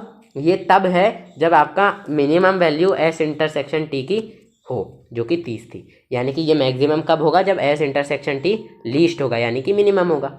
अब इस चीज़ को मैं पूरा मिटा देता हूँ गाइस, क्योंकि सॉल्यूशन भी तो करना है। आई होप आप लोग इस चीज़ को समझ रहे होगे। देख रहे हो क्वेश्चन, मतलब इसमें थोड़ा बहुत आपको खुद का भी तो दिमाग लगाना पड़ रहा है। इसलिए ये क्वेश्चन ना जनरली वैसे आ सबको जाएगा गाइस समझ ये क्वेश्चन, लेकिन बहुत लोग क्या करते हैं, पढ़ते केवल कोर्स है या फिर एग्जाम के लिए हैं, उनको ध्यान से रुचि लेकर नहीं पढ़ते हैं। अगर वो रुचि लेकर, इंटरेस्ट लेकर पढ़े ना, तो उनको सारी चीज़ें ऐसे ही काफ़ी आसानी से समझ आ जाए। तो हमने क्या देखा, देखो number of elements in S union T maximum होगा जब number of elements in S intersection T least होगा। इसका एक और बार मैं मोटा मोटा रीजन बता दूं, वैसे इतना समझाया रीजन था। देखो आप 1170 में से number of elements in S intersection T को माइनस करोगे, तो अगर आप इसकी वैल्यू सबसे कम लोगे अगर आप इसकी वैल्यू सबसे कम लोगे तो आप 1170 में से कम वैल्यू को माइनस करोगे, और अगर आप 1170 में से कम वैल्यू को माइनस करोगे तो ये जो वैल्यू मिलेगी आपको ये ज़्यादा मिलेगी। ठीक है, बस यही आपको बोला जा रहा है। तो हमको इतना पता चल गया कि number of elements in S union T maximum होगा जब number of element in S intersection T least होगा। तो हमको अगर किसी तरीके से मैक्सिमम वैल्यू पता चल जाए number of element in S union T की, तो हम मिनिमम वैल्यू निकाल सकते हैं, लीस्ट वैल्यू निकाल सकते हैं। सॉरी गाइज, मैं माफ़ करना, अगर हमको मैक्सिमम वैल्यू पता चल जाए number of elements of S union T की, तो हम मिनिमम वैल्यू निकाल सकते हैं number of elements of S intersection T की। क्यों? क्योंकि हमको बोला गया है कि जो मैक्सिमम वैल्यू, अगर ये मैक्सिमम होगा तो ये मिनिमम होगा, ये लीस्ट होगा। तो हम लिखेंगे मैक्स का मतलब है guys maximum number of elements in S union T किसके इक्वल होगा। अगर ये मैक्सिमम हुआ तो हमको क्या पता है कि अगर ये मैक्सिमम है तो ये लीस्ट है, यानी कि equals to 1170 minus least value होगी इसकी, कि कौन सी वैल्यू होगी, least value number of elements in S intersection T. समझे, ये लीस्ट वैल्यू होगी। तो बस किसी तरीके से हमको maximum value of S union T पता चल जाए, तो उसके बाद हम लोग least value of number of elements of S intersection T निकाल लेंगे, और यही हमको निकालना है। अब देखो guys, maximum value S union T की क्या हो सकती है। देखो गाइस, क्वेश्चन में हमको बोला गया था ये कि 1000 कंज्यूमर से सवाल पूछा गया है। अब सवाल कितने कंज्यूमर से पूछा गया है, 1000 कंज्यूमर से पूछा गया है। अब 1000 से ज़्यादा लोग तो हो नहीं सकते। क्यों? क्योंकि सवाल ही भाई, जब सवाल ही 1000 लोगों से पूछा गया है तो 1000 से ज़्यादा लोग तो हो ही नहीं सकते। तो मैक्सिमम ज़्यादा से ज़्यादा कितने लोग हो सकते हैं, 1000 लोग ही हो सकते हैं। तो जो ये मैक्सिमम वैल्यू है number of elements in S union T की, ये 1000 हो जाएगी। ठीक है, बराबर 1170 minus least value of number of elements of S intersection T. ठीक है, अब गाइस इस चीज़ को एक और चीज़ से समझो। देखो ये चीज़ तो आप लोग समझ गए कि जो 1000 कंज्यूमर्स थे, 1000 से ज़्यादा, 1000 लोगों का सर्वे हुआ है तो मैक्सिमम 1000 लोग ही हो सकते हैं, इसलिए number of elements of S union T की मैक्सिमम वैल्यू 1000 हो गई। अब देखो गाइस, जैसे कि हमको बोला था 720 कंज्यूमर्स को प्रोडक्ट ए पसंद है, 450 को प्रोडक्ट बी पसंद है। अब ऐसा भी हो सकता था गाइस, इनमें से ऐसे लोग भी हो जिनको ना प्रोडक्ट ए पसंद हो ना प्रोडक्ट बी पसंद हो। तो ऐसे लोग तो ऐसे हो जाएंगे जिनको बिल्कुल एक भी प्रोडक्ट नहीं पसंद। ठीक है, तो यदि हमको मिनिमम वैल्यू लेनी है, यदि हमको मैक्सिमम वैल्यू लेनी है एस यूनियन टी की, कि जिनको सभी प्रोडक्ट पसंद है, तो इन 1000 कंज्यूमर्स में से सभी को कोई ना कोई प्रोडक्ट पसंद होना चाहिए। समझे? हो सकता है गाइज आप लोगों के लिए कॉम्प्लिकेटेड हो रहा हो, मैं आप लोगों को फालतू में कॉम्प्लिकेटेड करके समझा रहा हूँ। देखो सिंपल सी बात है कि सर्वे कितने लोगों का हुआ, 1000 लोगों का। तो मैक्सिमम एस यूनियन टी की कितनी वैल्यू हो सकती है, 1000, क्योंकि देखिए यूनिवर्सल सेट में कितने लोग हैं, 1000 लोग हैं। अब अगर आपको एस यूनियन टी की वैल्यू लेनी है, एस यूनियन टी की, तो देखिए ऐसा भी हो सकता है कि इन 1000 लोगों में से ऐसा हो सकता है कि ऐसे लोग हों जिनको ना तो प्रोडक्ट ए पसंद हो ना तो प्रोडक्ट बी पसंद हो। ऐसा भी हो सकता है, मान लीजिए 20 लोग ऐसे हैं जिनको ना प्रोडक्ट ए पसंद है ना प्रोडक्ट बी पसंद है, मान लीजिए। तो जो 980 लोग बचे उन 20 के अलावा, उनको प्रोडक्ट ए और प्रोडक्ट बी दोनों पसंद है, दोनों में से कुछ एक पसंद है या कुछ भी पसंद है। तो वो जो 980 लोग हैं वो number of elements of A union B के अंदर आ गए। यानी कि एस यूनियन टी के अंदर आ गए, क्योंकि ए पसंद करने वालों को और बी पसंद करने वाले को हम एस और टी से डिनोट कर रहे हैं। तो वो 980 लोग number of elements of S union T के अंदर आ गए। अब लेकिन गाइज हमको ये बोला गया है कि हमको एस यूनियन टी की वैल्यू मैक्सिमम लेनी है। तो एस यूनियन टी की वैल्यू मैक्सिमम कब होगी? जब जितने भी लोगों का सर्वे हुआ, 1000 के 1000 लोगों को कोई ना कोई प्रोडक्ट पसंद ही हो। अगर उनको कोई ना कोई प्रोडक्ट ए या फिर कोई ना कोई प्रोडक्ट बी में से कुछ ना कुछ पसंद होगा तो number of elements of S union T की वैल्यू सबसे ज़्यादा होगी। जैसे कि अभी हम मान के चले थे कि 20 लोग ऐसे हैं जिनको ना प्रोडक्ट ए पसंद है ना प्रोडक्ट बी पसंद है, तो number of elements in S union T 980 आया था। लेकिन अभी हम मान लिए कि ऐसे जो 1000 लोग, मतलब अभी हम मान लिए कि सभी लोगों को कोई ना कोई प्रोडक्ट ए या फिर कोई ना कोई प्रोडक्ट बी में से, दोनों में से एक प्रोडक्ट तो पसंद है ही सही। 1000 लोगों में से मतलब 1000 लोगों को या तो प्रोडक्ट ए पसंद होगा या तो बी पसंद होगा या तो दोनों पसंद होगा। यानी कि ये 1000 के 1000 लोग number of elements of S union T के अंदर आ जाएंगे। गाइज इस चीज़ को मैं फिर से समझाता हूँ। देखो जैसे कि नंबर ऑफ एलिमेंट्स इन, हमने ये माना था कि 20 ऐसे लोग हैं इससे पहले जिनको ना प्रोडक्ट ए पसंद है ना प्रोडक्ट बी पसंद है। तो number of elements in S union T कितना हो गया था? 980। तो एस यूनियन टी की वैल्यू 980 आई थी, 1000 से थोड़ी कम आई थी। लेकिन हमको मैक्सिमम वैल्यू चाहिए। तो अगर 1000 कंज्यूमर्स हैं और 1000 के 1000 कंज्यूमर्स को प्रोडक्ट ए या बी में से कोई एक ना एक प्रोडक्ट पसंद हो, तो number of elements in S union T की वैल्यू कितनी आ जाएगी? 1000 आ जाएगी। यानी कि जितने कंज्यूमर का सर्वे हुआ उतनी ही value number of elements of S union T के अंदर आ गई। यानी कि maximum value of S union T कितनी आ गई? 1000 आ गई। अब गाइज मैंने आप लोगों को बहुत समझाने की कोशिश की, आई होप आप लोगों को समझ आ गया होगा। ठीक है, तो least value of number of elements of S intersection T. अब क्या करो, बस सॉल्व करो। तो इस 1070 को इधर में भेज दूंगा। तो 1000 माइनस 1070 बराबर minus least value of number of elements of S intersection T. तो इसको सॉल्व करो, ये आ जाएगा गाइज माइनस 170 बराबर minus least value of number of elements of S intersection T. ये माइनस से माइनस कैंसिल, तो आपको क्या मिला गया गाइज? लीस्ट, ये VAL डॉट को मैं फुल फॉर्म में लिख देता हूँ, value number of elements of S intersection T कितना मिल गया? 170।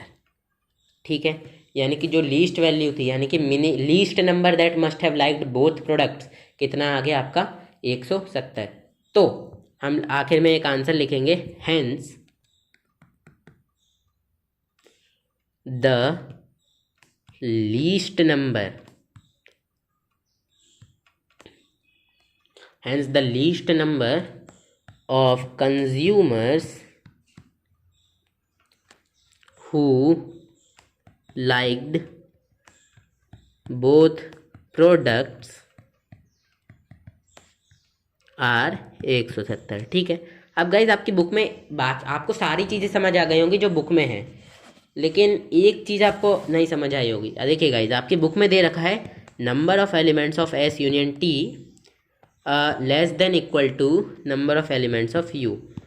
ठीक है, तो अब आप एक चीज़ देखिए, इस लाइन का क्या मतलब है? इसका बेसिकली ये मतलब है कि number of elements in S union T या तो number of elements in you से कम होंगे या उनके बराबर होंगे, ये इसका मतलब है। तो अब देखो बराबर तो हमने अभी हाल लिए थे, ये 1000 number of elements in you के इक्वल था और यही हमने maximum value of number of elements of S union T लिया था। तो ये तो हमको समझ आ गया कि ये इक्वल कैसे होगा। अब ये number of elements in you, ये सब गाइज रफ वर्क है। ठीक है, सॉल्यूशन ऊपर खत्म हो गया है। ये number of elements of you बड़ा कब होगा number of elements of S union T से? उस चीज़ को देख लो गाइज। मान लो 1000 लोग हैं, तो ये number of elements in you कितना हो गया? 1000 लोगों का सर्वे हुआ, जिसमें से मान लो 15 लोगों को प्रोडक्ट ए पसंद है और 25 लोगों को प्रोडक्ट बी पसंद है। ये मैं अपने हिसाब से कंडीशन ले रहा हूँ। मान लो 15 इतने क्या बोलते प्रोडक्ट भी 25 लोगों को पसंद है, और मान लो ये दोनों प्रोडक्ट 10 लोगों को पसंद है।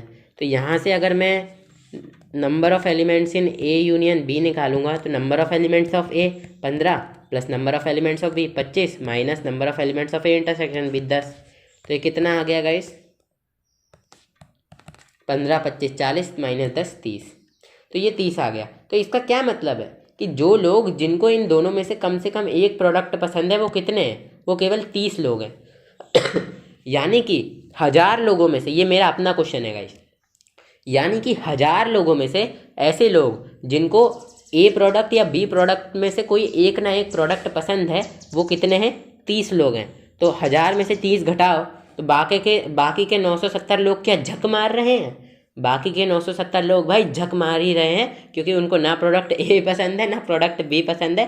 तो बाकी के 970 ऐसे लोग हैं जिनको ना प्रोडक्ट ए पसंद है ना प्रोडक्ट बी पसंद है। तो number of elements in you कितना था, ये तो 1000 था, लेकिन number of elements of S union T कितना आया, 30 आया। क्यों, क्योंकि बाकी के 970 ऐसे लोग हैं जिनको ना तो प्रोडक्ट ए पसंद है ना तो प्रोडक्ट बी पसंद है, तो वो एस यूनियन टी में तो आए नहीं। ये एस यूनियन टी की जगह आप यहाँ पर ए यूनियन बी भी लिख दीजिएगा, क्योंकि यहाँ पर हम ए यूनियन बी लेकर चले थे। ठीक है, तो ये एस यूनियन टी तो केवल सेट को रिप्रेजेंट कर रहा है, यहाँ पर ये चीज़ें आपको समझाने के लिए थी। तो गाइज एक एक एग्जाम्पल में 20-20 मिनट लग जा रहा है। ये इसलिए हो रहा है क्योंकि ये चीज़ें आप लोगों को समझानी है मुझे। मैं ऐसा नहीं कि भाई लोगों को ज़्यादा टाइम है तो मेरे को देखेंगे नहीं लोग, तो मैं क्या बोलते हैं लोगों को समझाऊँ नहीं, ऐसा नहीं। मैं पूरा एकदम आपको हर चीज़ क्लियर करता हूँ, चाहे भले ही 25 मिनट लगे या 30 मिनट लगे। हाँ, मैं फालतू का टाइम वेस्ट नहीं करता, ठीक है। तो चलिए गाइस एग्जाम्पल 33 करते हैं। Example number 33। Out of 500 car owners investigated, 400 owned car A, 200 owned car B, 50 owned both A and B cars. Is this data correct? हमको यहाँ पर क्वेश्चन में बोला है कि 500 कार ओनर्स हैं जिनको इन्वेस्टिगेट करने पे पता चला कि 400 के पास कार ए है, 200 के पास कार बी है, 50 के पास दोनों कारें हैं। तो हमको क्या पूछा गया है कि ये डेटा करेक्ट है। तो इस डेटा को करेक्ट चेक करते हैं, किस तरीके से करेंगे, इजी क्वेश्चन है। तो देखो, let you B the set of car owners investigated. हमने मान लिया कि यू उन कार ओनर्स का सेट है जिनको इन्वेस्टिगेट किया गया। तो कितने लोगों को किया गया, 500 लोगों को। तो number of elements in you कितना आ गया, 500। ठीक है, 400 ओन्ड कार है, तो हमने मान लिया M be the set of person who owned car है। तो number of elements of M 400। 200 owned car B, यानी कि 200 लोगों के पास कार बी है, तो हमने मान लिया S be the set of persons who owned car B.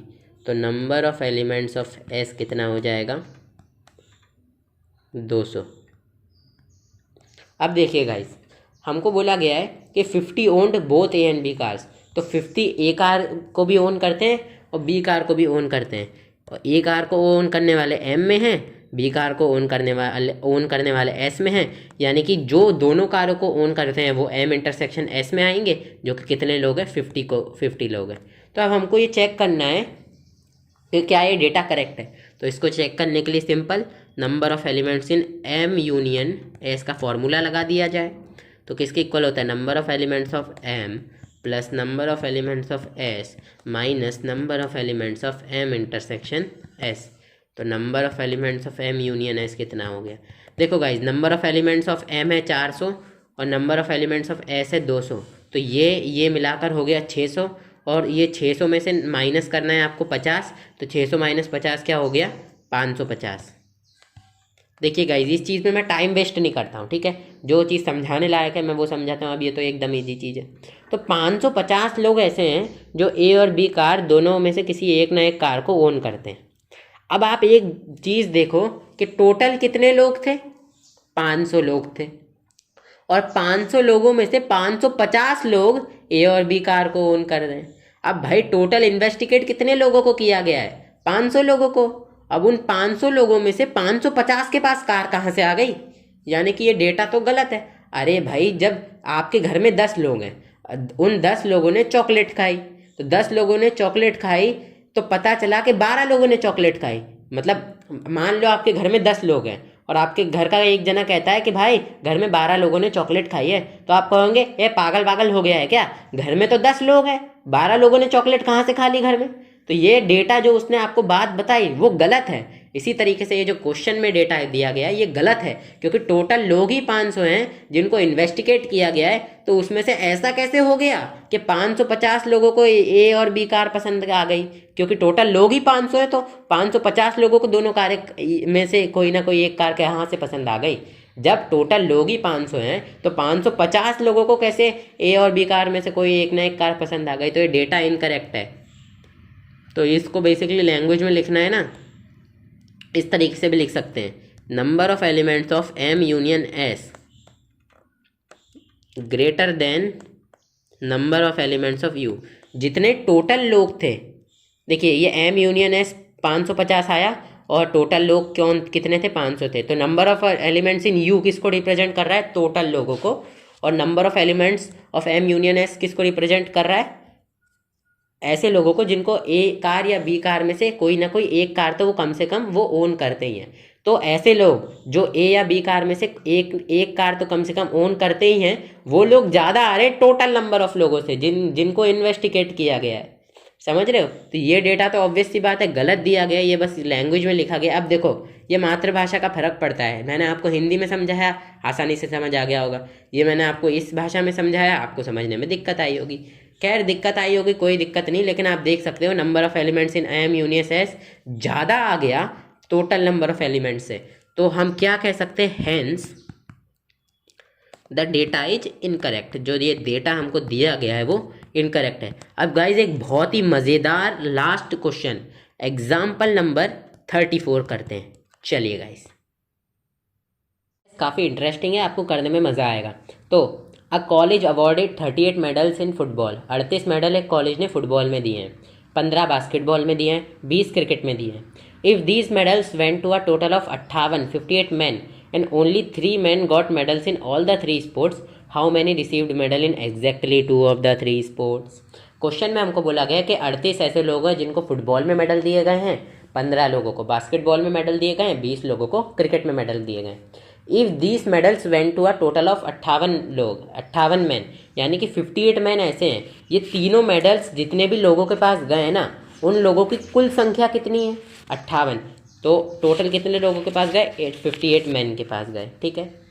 And only 3 man got medals in all the 3 sports. और इन 58 लोगों में से 3 लोग ऐसे हैं जिनको तीनों फुटबॉल, बास्केटबॉल, क्रिकेट तीनों में मेडल मिला।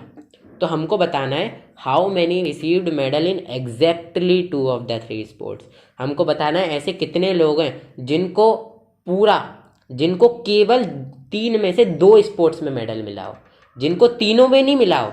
जिनको हमको ऐसे लोग लेने जिनको केवल और केवल 3 में से 2 स्पोर्ट्स में मेडल मिला हो। यानी कि अगर उसको फुटबॉल में मेडल नहीं मिला तो बास्केटबॉल और क्रिकेट में मिलना चाहिए, अगर उसको बास्केटबॉल में नहीं मिला तो फुटबॉल और क्रिकेट में मिलना चाहिए। समझ रहे हो बात को? और अगर उसको क्रिकेट में नहीं मिला तो फुटबॉल और बास्केटबॉल में मिलना चाहिए। तो ऐसे लोग हमको टोटल निकालने हैं। तो आप अभी समझ जाएंगे, टेंशन नहीं लीजिए। Let F B and C denote the set of man who received medals in football, basketball and cricket respectively. हमने एफ, बी और सी से उन लोगों को डिनोट कर लिया, उन मैन को डिनोट कर लिया जिनको फुटबॉल में मेडल मिला, बास्केटबॉल में और क्रिकेट में मिला। अब देखिए कॉलेज ने फुटबॉल में कितने मेडल दिए हैं? 38। तो फुटबॉल वालों के पास टोटल कितने मेडल जाएंगे? भाई जब कॉलेज ने 38 मेडल दिए हैं फुटबॉल के लिए, तो फुटबॉल वालों के पास कितने मेडल जाएंगे? 38 जाएंगे ना। तो फुटबॉल वाले जितने भी लोग हैं उनके पास कितने मेडल होंगे? 38। तो ये लिखा हुआ है। इसी तरीके से बास्केटबॉल वालों के पास 15 मेडल होंगे और इसी तरीके से क्रिकेट वालों के पास 20 मेडल होंगे। अब देखो गाइस, क्वेश्चन में हमको एक वेन डायग्राम भी बनाया है मैंने। वेन डायग्राम ये कह रहा है कि जो भी फुटबॉल खेलने वाले लोग हैं, ये मैंने एफ सेट से रिप्रेजेंट किया है। जो भी बास्केटबॉल खेलने वाले लोग हैं वो बी वाले सेट से रिप्रेजेंट किया है। जो भी क्रिकेट खेलने वाले लोग हैं सी सेट से रिप्रेजेंट किया है। अब देखो गाइस, ये जो बीच का एरिया दिख रहा है ना आपको, ये वाला एरिया, इस एरिया में वो लोग आएंगे जिनको तीनों में मेडल मिला है। देखो जैसे कि ये एफ है, फुटबॉल का सेट है, तो फुटबॉल के सेट में वो लोग आएंगे जिनको फुटबॉल में मेडल मिला है। बास्केटबॉल के सेट में वो लोग आएंगे जिनको बास्केटबॉल में मेडल मिला है। क्रिकेट के सेट में वो लोग आएंगे जिनको क्रिकेट में मेडल मिला है। अब आप देखो इन तीनों सेट का कॉमन हिस्सा ये बीच वाला है। ठीक है, यानी कि ये बीच वाले हिस्से में ऐसे लोग आएंगे जिनको फुटबॉल में भी मेडल मिला, बास्केटबॉल में भी मिला और क्रिकेट में भी मेडल मिला। समझे आप लोग बात को? तो ऐसे कितने लोग हैं जिनको फुटबॉल, बास्केटबॉल, क्रिकेट यानी कि तीनों गेमों में मिला है? ऐसे 3 लोग हैं। 3 men got medals in all the 3 sports. तो ये बीच वाले एरिया में जितने भी लोग होंगे उनको मैंने डी से रिप्रेजेंट कर दिया। ठीक है, कि ये डी उन लोगों को दर्शा रहा है जिन लोगों को मेडल मिला है तीनों में। तो हम लोग क्या करेंगे, let D equals to number of persons who got medals in all 3 sports। D ऐसे लोगों का सेट है जिनको मेडल मिला है पूरे तीनों स्पोर्ट्स में। तो ऐसे कितने लोग हैं? केवल 3 लोगों को मिला है, तो 3 men, यहाँ पर लिखा है ना 3 men। अब देखो गाइज, हमको निकालना क्या है? हमको ऐसे लोग निकालने हैं जिनको मेडल मिला है एग्जैक्टली 2 of the 3 स्पोर्ट्स में, यानी कि उनको 3 में से केवल 2 स्पोर्ट्स में मेडल मिलना चाहिए। यानी कि यदि उसको फुटबॉल और बास्केटबॉल में मिला है तो क्रिकेट में नहीं मिलना चाहिए, यदि उसको फुटबॉल और क्रिकेट में मिला है तो बास्केटबॉल में नहीं मिलना चाहिए, यदि उसको बास्केटबॉल और क्रिकेट में मिला है तो फुटबॉल में नहीं मिलना चाहिए। अब देखो गाइस, मान लो कि फुटबॉल और बास्केटबॉल में उसको मिला है, तो फुटबॉल और बास्केटबॉल में मिला है तो ये वाला एरिया हमको चाहिए। आप कहोगे भाई ये वाला एरिया जिसमें डी लिखा है वो भी तो फुटबॉल और बास्केटबॉल में कॉमन है, लेकिन हम उस एरिया को नहीं लेंगे, क्योंकि देखिए गाइस, ये जो डी वाला एरिया है ना, इसमें वो सभी लोग आ जाते हैं जिनको तीनों में मेडल मिला है। लेकिन हमको ऐसे लोग नहीं चाहिए जिनको तीनों में मेडल मिला है, हमको ऐसे लोग चाहिए जिनको 3 में से 2 में मेडल मिला है। तो सबसे पहले इसके 3 केसेस हो सकते हैं। पहला कि फुटबॉल और बास्केटबॉल में मिले तो क्रिकेट में नहीं मिले, दूसरा कि बास्केटबॉल और क्रिकेट में मिले तो फुटबॉल में ना मिले, तीसरा कि क्रिकेट और फुटबॉल में मिले तो बास्केटबॉल में नहीं मिले। इन 3 केसों को कंसिडर करेंगे हम। ठीक है, तो सबसे पहला केस है आपका फुटबॉल और बास्केटबॉल। तो अगर उसको फुटबॉल और बास्केटबॉल में मिलेगा तो जिस एरिया को मैंने ब्लैक कलर से शेड किया है वो उस एरिया के अंदर रहेगा। देखो, फुटबॉल और बास्केटबॉल में जिनको मेडल मिला होगा वो फुटबॉल और बास्केटबॉल में जिन लोगों को मेडल मिला होगा और वो भी दोनों गेमों में मिला होगा, उनको मैंने ब्लैक रंग से शेड कर रखा है। क्यों?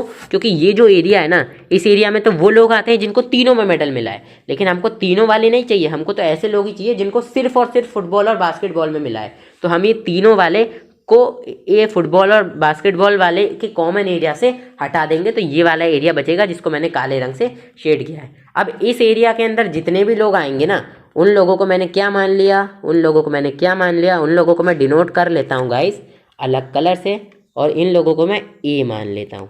ठीक है, तो फुटबॉल और बास्केटबॉल वालों को मैंने ए मान लिया। तो यहाँ पर मैं लिखूंगा भी सही, लेट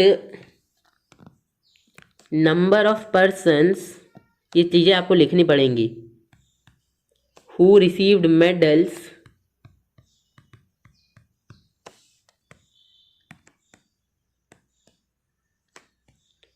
इन ओनली 2 स्पोर्ट्स,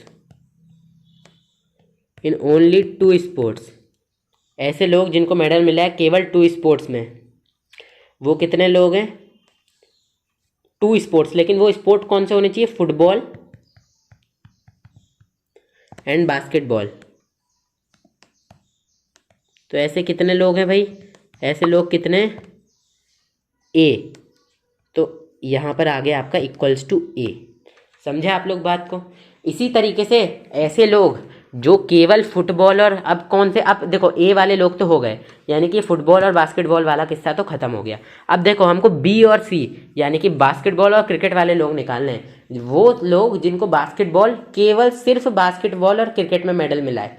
तो देखो ये वाला एरिया जिसको मैंने अभी हाल ब्लैक कलर से शेड किया है, इस एरिया में ऐसे लोग हैं जो बास्केटबॉल में जिनको मेडल मिला और जिनको क्रिकेट में भी मेडल मिला। क्यों? क्योंकि देखो बास्केटबॉल में जिनको मेडल मिला होगा वो बी सेट के अंदर होंगे, क्रिकेट में जिनको मिला होगा वो सी सेट के अंदर होंगे।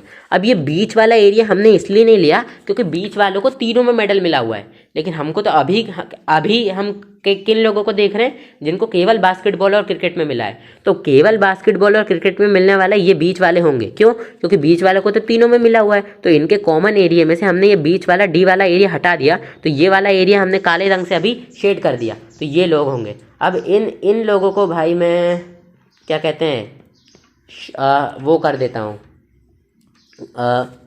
ब्लू रंग से मार्क कर देता हूँ। और इसको मैं क्या मार्क कर देता हूँ, सी एरिया मान लो। ये कौन सा एरिया है, सी। तो अभी हम लोग इसको लिख देते हैं, लेट नंबर ऑफ पर्सन्स। अब देखो गाइज, ये इतनी बड़ी चीज़ मुझे लिखनी पड़ेगी, आप वीडियो को आगे हो सकता है तो स्किप कर लो, क्योंकि या तो फिर मैं एडिटिंग में क्योंकि इतना ध्यान दे नहीं पाऊँगा इसमें। तो late number of persons who received medals in only basketball and cricket, जिनको केवल बास्केटबॉल और क्रिकेट में मेडल मिला, ऐसे कितने लोग हैं, सी, जिनको किससे हम डिनोट कर रहे हैं, सी से डिनोट कर रहे हैं। तो अब बास्केटबॉल और क्रिकेट का भी काम खत्म। अब बात आती है क्रिकेट और फुटबॉल की। अब देखो गाइस, जिन लोगों को क्रिकेट और फुटबॉल पसंद होगा वो इस वाले एरिया में होंगे, ठीक है, इस वाले एरिया में होंगे। ये बीच वाले, देखो फुटबॉल और क्रिकेट, जिनको सिर्फ फुटबॉल और क्रिकेट पसंद होगा, ये बीच वाले लोगों को तो हमको नहीं लेना है। क्यों नहीं लेना है? क्योंकि ये बीच वाले लोगों को तो तीनों में मेडल मिला हुआ है, लेकिन हमको फुटबॉल और क्रिकेट वालों को इसलिए लेना है, मतलब हमको ऐसे लोगों को लेना है जिनको केवल फुटबॉल और क्रिकेट में मेडल मिला हो। तो ये बीच वाले लोगों को तो तीनों में मिला है, लेकिन हमको तो केवल फुटबॉल और क्रिकेट वालों को लेना है, तो ये वाला एरिया हमने शेड कर दिया। तो इस वाले एरिया के अंदर जितने भी लोग होंगे उनको हमको लेना होगा। तो उन लोगों को हम गाइस डिनोट कर देते हैं, ए बी सी डी भी हो गया ना, बी बाकी, तो बी से डिनोट कर देते हैं, ठीक है। तो हम यहाँ पर लिख देते हैं लेट नंबर ऑफ पर्सन। ये चीज़ें गाइस लिखना जरूरी है, वरना खैर एग्जाम में तो आएंगे नहीं, लेकिन फिर भी मैं नॉलेज के लिए बता रहा हूँ। Let number of persons who received medals, ये यहाँ पर इन 2 बार क्यों लिख दिया guys, who received medals in cricket and football equals to B. ऐसे लोग जिनको क्रिकेट और फुटबॉल में मेडल मिला, कितने, बी। तो ऐसे लोग जिनको फुटबॉल और हु रिसीव्ड, इन यहाँ पर भी 2 बार इन लिख दिया, हाँ। तो ऐसे लोग जिनको फुटबॉल और केवल फुटबॉल और बास्केटबॉल में मिला वो लोग ए हैं। ऐसे लोग जिनको केवल बास्केटबॉल और क्रिकेट में मिला वो लोग सी हैं। और ऐसे लोग जिनको केवल फुटबॉल और क्रिकेट में मिला या क्रिकेट और फुटबॉल में मिला वो लोग बी हैं। तो अभी ये तीनों चीज़ें हमने कर ली, फुटबॉल बास्केटबॉल, बास्केटबॉल क्रिकेट और फुटबॉल क्रिकेट। अब देखो गाइस, हमको करना क्या है, टू फाइंड। अब हम लिखेंगे टू फाइंड।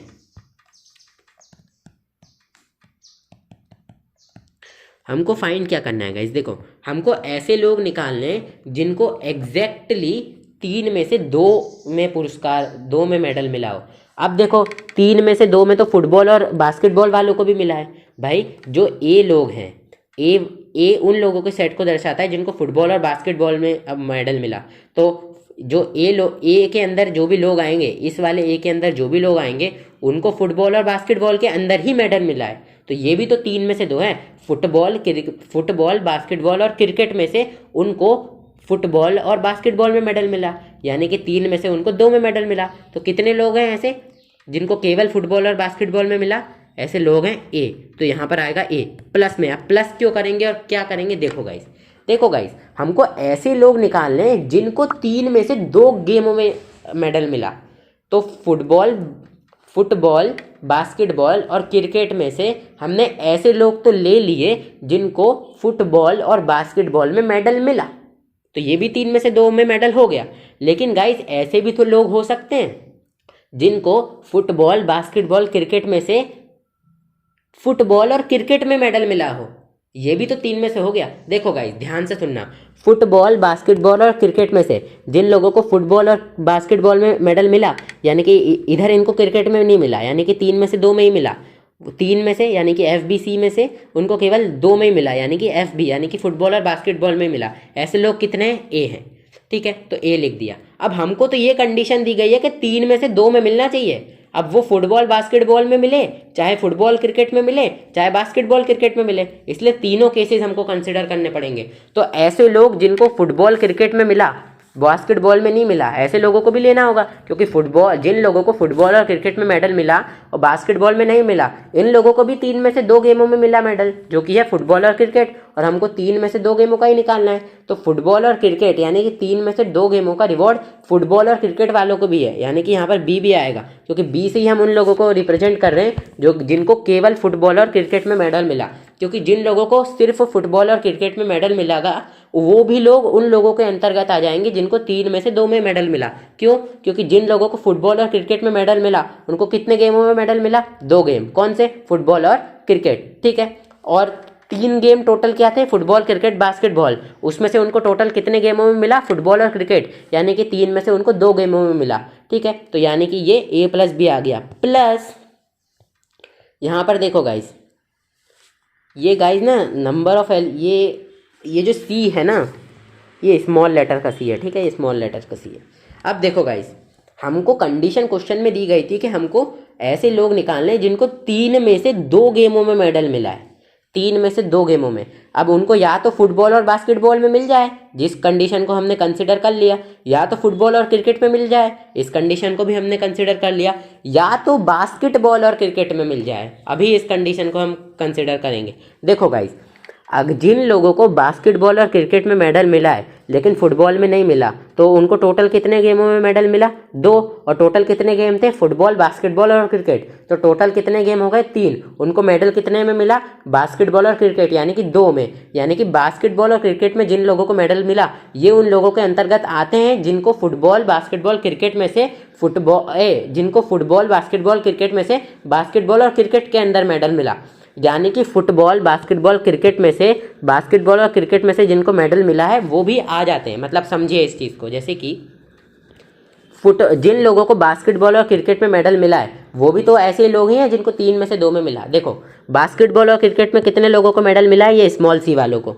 अब देखो, फुटबॉल, बास्केटबॉल, क्रिकेट में से ये स्मॉल C वालों को बास्केटबॉल और क्रिकेट में मेडल मिला है, ठीक है। यानी कि फुटबॉल, बास्केटबॉल, क्रिकेट, यानी कि 3 गेमों में से इन C वालों को बास्केटबॉल और क्रिकेट यानी कि 2 गेमों में मेडल मिला है। तो ये भी तो ऐसे लोग हो गए जिनको 3 में से 2 गेमों में मेडल मिला है। 3 गेम, फुटबॉल, बास्केटबॉल, क्रिकेट, और इनको मेडल किन 2 गेमों में मिला? बास्केटबॉल और क्रिकेट गेमों में इनको मेडल मिला, इन C वालों को। तो ये भी ऐसे लोग हो जाएंगे जिनको 3 में से 2 में मेडल मिला। तो यहाँ पर प्लस में आ जाएगा C। बस हमको इतने ही लोग निकालने हैं, क्योंकि इतनी पॉसिबिलिटी बनती थी। अब शर्त ये आती है कि A+B+C को कैसे निकाला जाए। अब देखो गाइज, इसके लिए हम क्या करेंगे? फॉर्मूला लगाएंगे। तो number of elements of football union basketball union C किसके इक्वल होता है? ये फॉर्मूला आप लोगों को मैंने इंट्रोडक्शन पार्ट में पढ़ा है।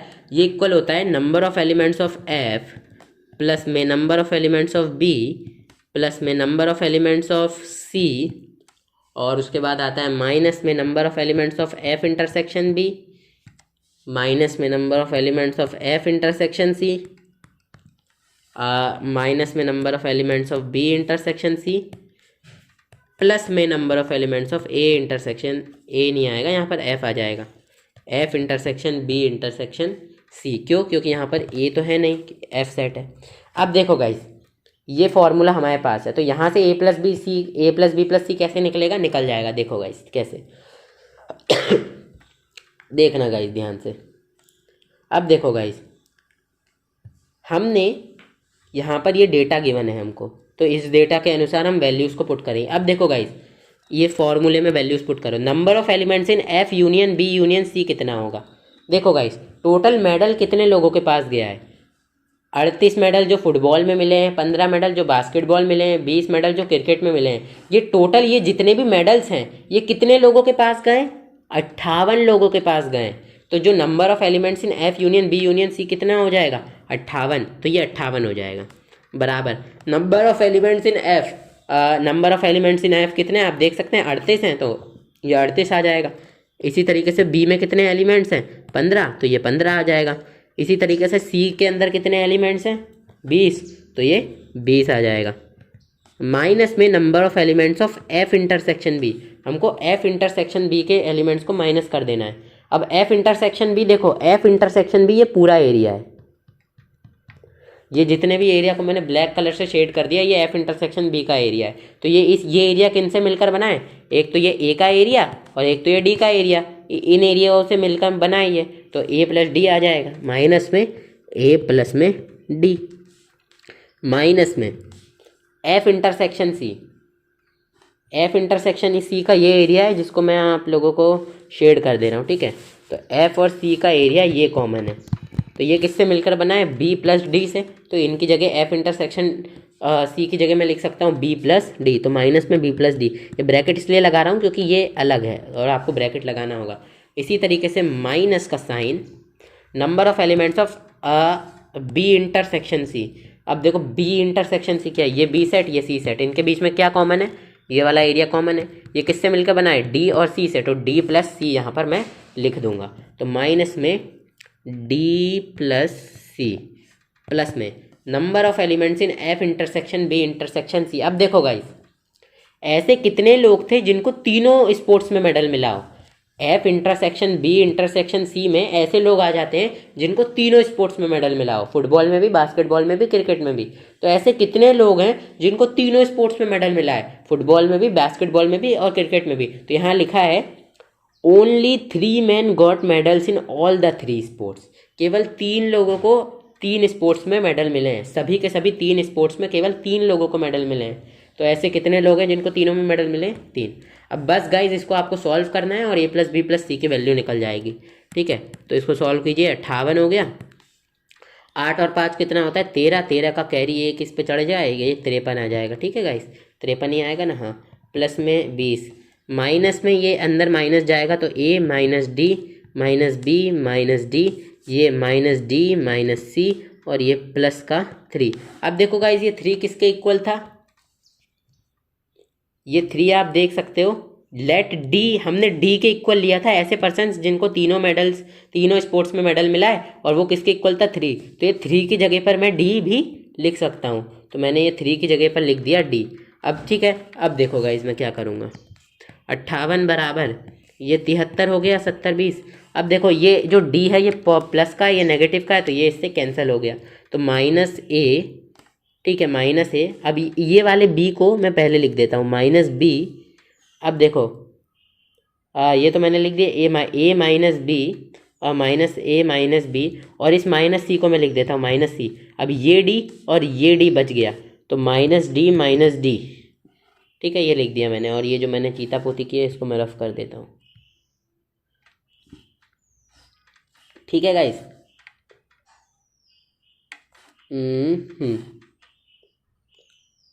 ठीक है, तो ये माइनस वाले डी से तो ये कट गया था और बाकी के 2 डी बच चुके थे, ठीक है। तो माइनस डी माइनस बी, तो अब हमको ए प्लस बी, अब ये डी की जगह पे 3 पुट कर दो गाइस, तो 58 इज इक्वल्स टू 73 माइनस, अब इधर मैं कॉमन ले लूँगा, तो माइनस कॉमन ले लूँगा तो ए प्लस बी प्लस सी बचेगा, ठीक है। कैसे मैंने माइनस कॉमन लिया, ये माइनस से अगर मैं इस माइनस को यहाँ मल्टीप्लाई कर दूँ तो ये माइनस ए फिर से आ जाएगा, माइनस बी फिर से आ जाएगा, माइनस सी फिर से आ जाएगा, तो कुछ फ़र्क नहीं पड़ रहा। अब इस डी की जगह मैं 3 पुट कर देता हूँ, इस माइनस डी को मैं लिख सकता हूँ minus common D plus D, ठीक है। तो 58 इज इक्वल्स टू 73 माइनस ये A plus B plus C as it is रहने दो, इसको ही हमको निकालना है। माइनस में डी प्लस डी की जगह 3 रखो तो 3 plus 3, 58 is equals to 73 minus A plus B plus C minus का ये 3 प्लस 3 6। अब इस 6 को इधर लेकर जाओ तो ये प्लस का आ जाएगा, तो 58 प्लस 6 कितना होता है, 58 प्लस 6 बराबर 73 minus A plus B plus सी। तो 58 प्लस 6 होता है 64 बराबर 73 minus A plus B plus सी। अब हमको ए प्लस बी प्लस सी की ही वैल्यू निकालनी है, तो इस 73 को इधर भेज दो, तो 64 माइनस 73 बराबर minus A plus B plus C. 64 minus 73 क्या होता है, तो यहाँ माइनस कॉमन ले लो, तो 73 माइनस 64 बराबर minus A plus B plus C. Minus से माइनस कैंसिल, अब 73 माइनस 64 करो तो ये आपको कितना मिलेगा, तो 13 में से 4 गया 9 और एक 6 में से 6 गया 0, तो ये 0 तो लिखने की ज़रूरत नहीं है। तो 73 माइनस 64 आपको मिलेगा 9 बराबर ए प्लस बी प्लस सी। तो फाइनली आपको ए प्लस बी प्लस सी किसके बराबर मिल जाएगा गाइस? 9 के बराबर मिल जाएगा। ये बुक में गाइस ना आपको ये इतना बड़ा सॉल्यूशन आपको बहुत छोटा करके करवाया दिया गया है, लेकिन ये सॉल्यूशन की विधि यही है। तो हम लिख देंगे 9 is the number of people 9 is the number of people 9 is the number of people who received medals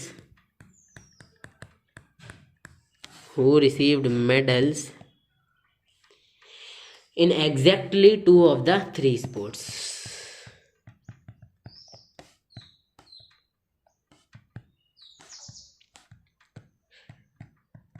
ये 9 ऐसे लोग हैं जिनको एग्जैक्टली 3 में से 2 खेलों में पुरस्कार मिला है। अब देख सकते हैं गाइस ये कितना बड़ा था, लेकिन आपकी बुक में इसको कितने आसानी से बता दिया गया है। ठीक है, तो इसलिए मैं आप लोगों से कह रहा हूँ कि ये बुक वाले भाई इतनी आसानी से कैसे बता देते हैं, मुझे समझ नहीं आया। ये फॉर्मूले में वैल्यू पुट करके ये कैलकुलेशन करनी ही थी भाई इतनी। खैर आप लोगों को समझ आ गया होगा। और ठीक है गाइस, तो सभी लोगों का धन्यवाद यार जो भी एंड तक वीडियो के बने रहे, क्योंकि बहुत कम लोग होते हैं भाई जो नॉलेज के लिए पढ़ते हैं। मैं सही बता रहा हूँ, बहुत कम लोग होते हैं जो नॉलेज के लिए पढ़ते हैं। लेकिन अगर आप लोग नॉलेज के लिए पढ़ रहे हो, आपका इंटरेस्ट है, तो आप लोग भाई काफ़ी अच्छी राह पर हो। ठीक है, सो गाइज नेक्स्ट वीडियो में हम जो भी मिसलेनियस एक्सरसाइज है चैप्टर 1 की वो चालू कर देंगे। और गाइज अगले वीडियो से ना अगले चैप्टर जब भी मैं चालू करूँगा, अगली मिसलेनियस एक्सरसाइज में चालू करूँगा, उसमें तो पूरे ओल्ड बुक के क्वेश्चन भी करवा दूंगा। लेकिन जब मैं अगला चैप्टर चालू करूँगा ना, क्या बोलते हैं, रिलेशन एंड फंक्शन, तो मैं क्या बोलते हैं केवल जो न्यू बुक के क्वेश्चन है वही करवाऊँगा, क्योंकि मेरे को लगता नहीं है यार कोई देखता है। अगर कोई एक जना भी हो जो ओल्ड बुक में कंटेंट में इंटरेस्टेड हो तो मैं बनाऊँ, बट मेरे को नहीं लगता कि कोई देखता है। तो मैं अब नेक्स्ट चैप्टर से केवल न्यू बुक का कंटेंट ही पढ़ाऊँगा। अभी हाँ, ये चैप्टर है सेट्स वाला चैप्टर, इसके लिए तो मैं आपको सभी के सभी कंटेंट भी करवा दूंगा ओल्ड बुक का भी। तो नेक्स्ट वीडियो में गाइस हम मिसलेनियस एक्सरसाइज करेंगे चैप्टर 1 की। आप लोग वीडियो को लाइक कर दीजिएगा, चैनल को सब्सक्राइब कर दीजिएगा, शेयर कर दीजिएगा। और thank you so much guys देखने के लिए वीडियोस को। Bye bye guys.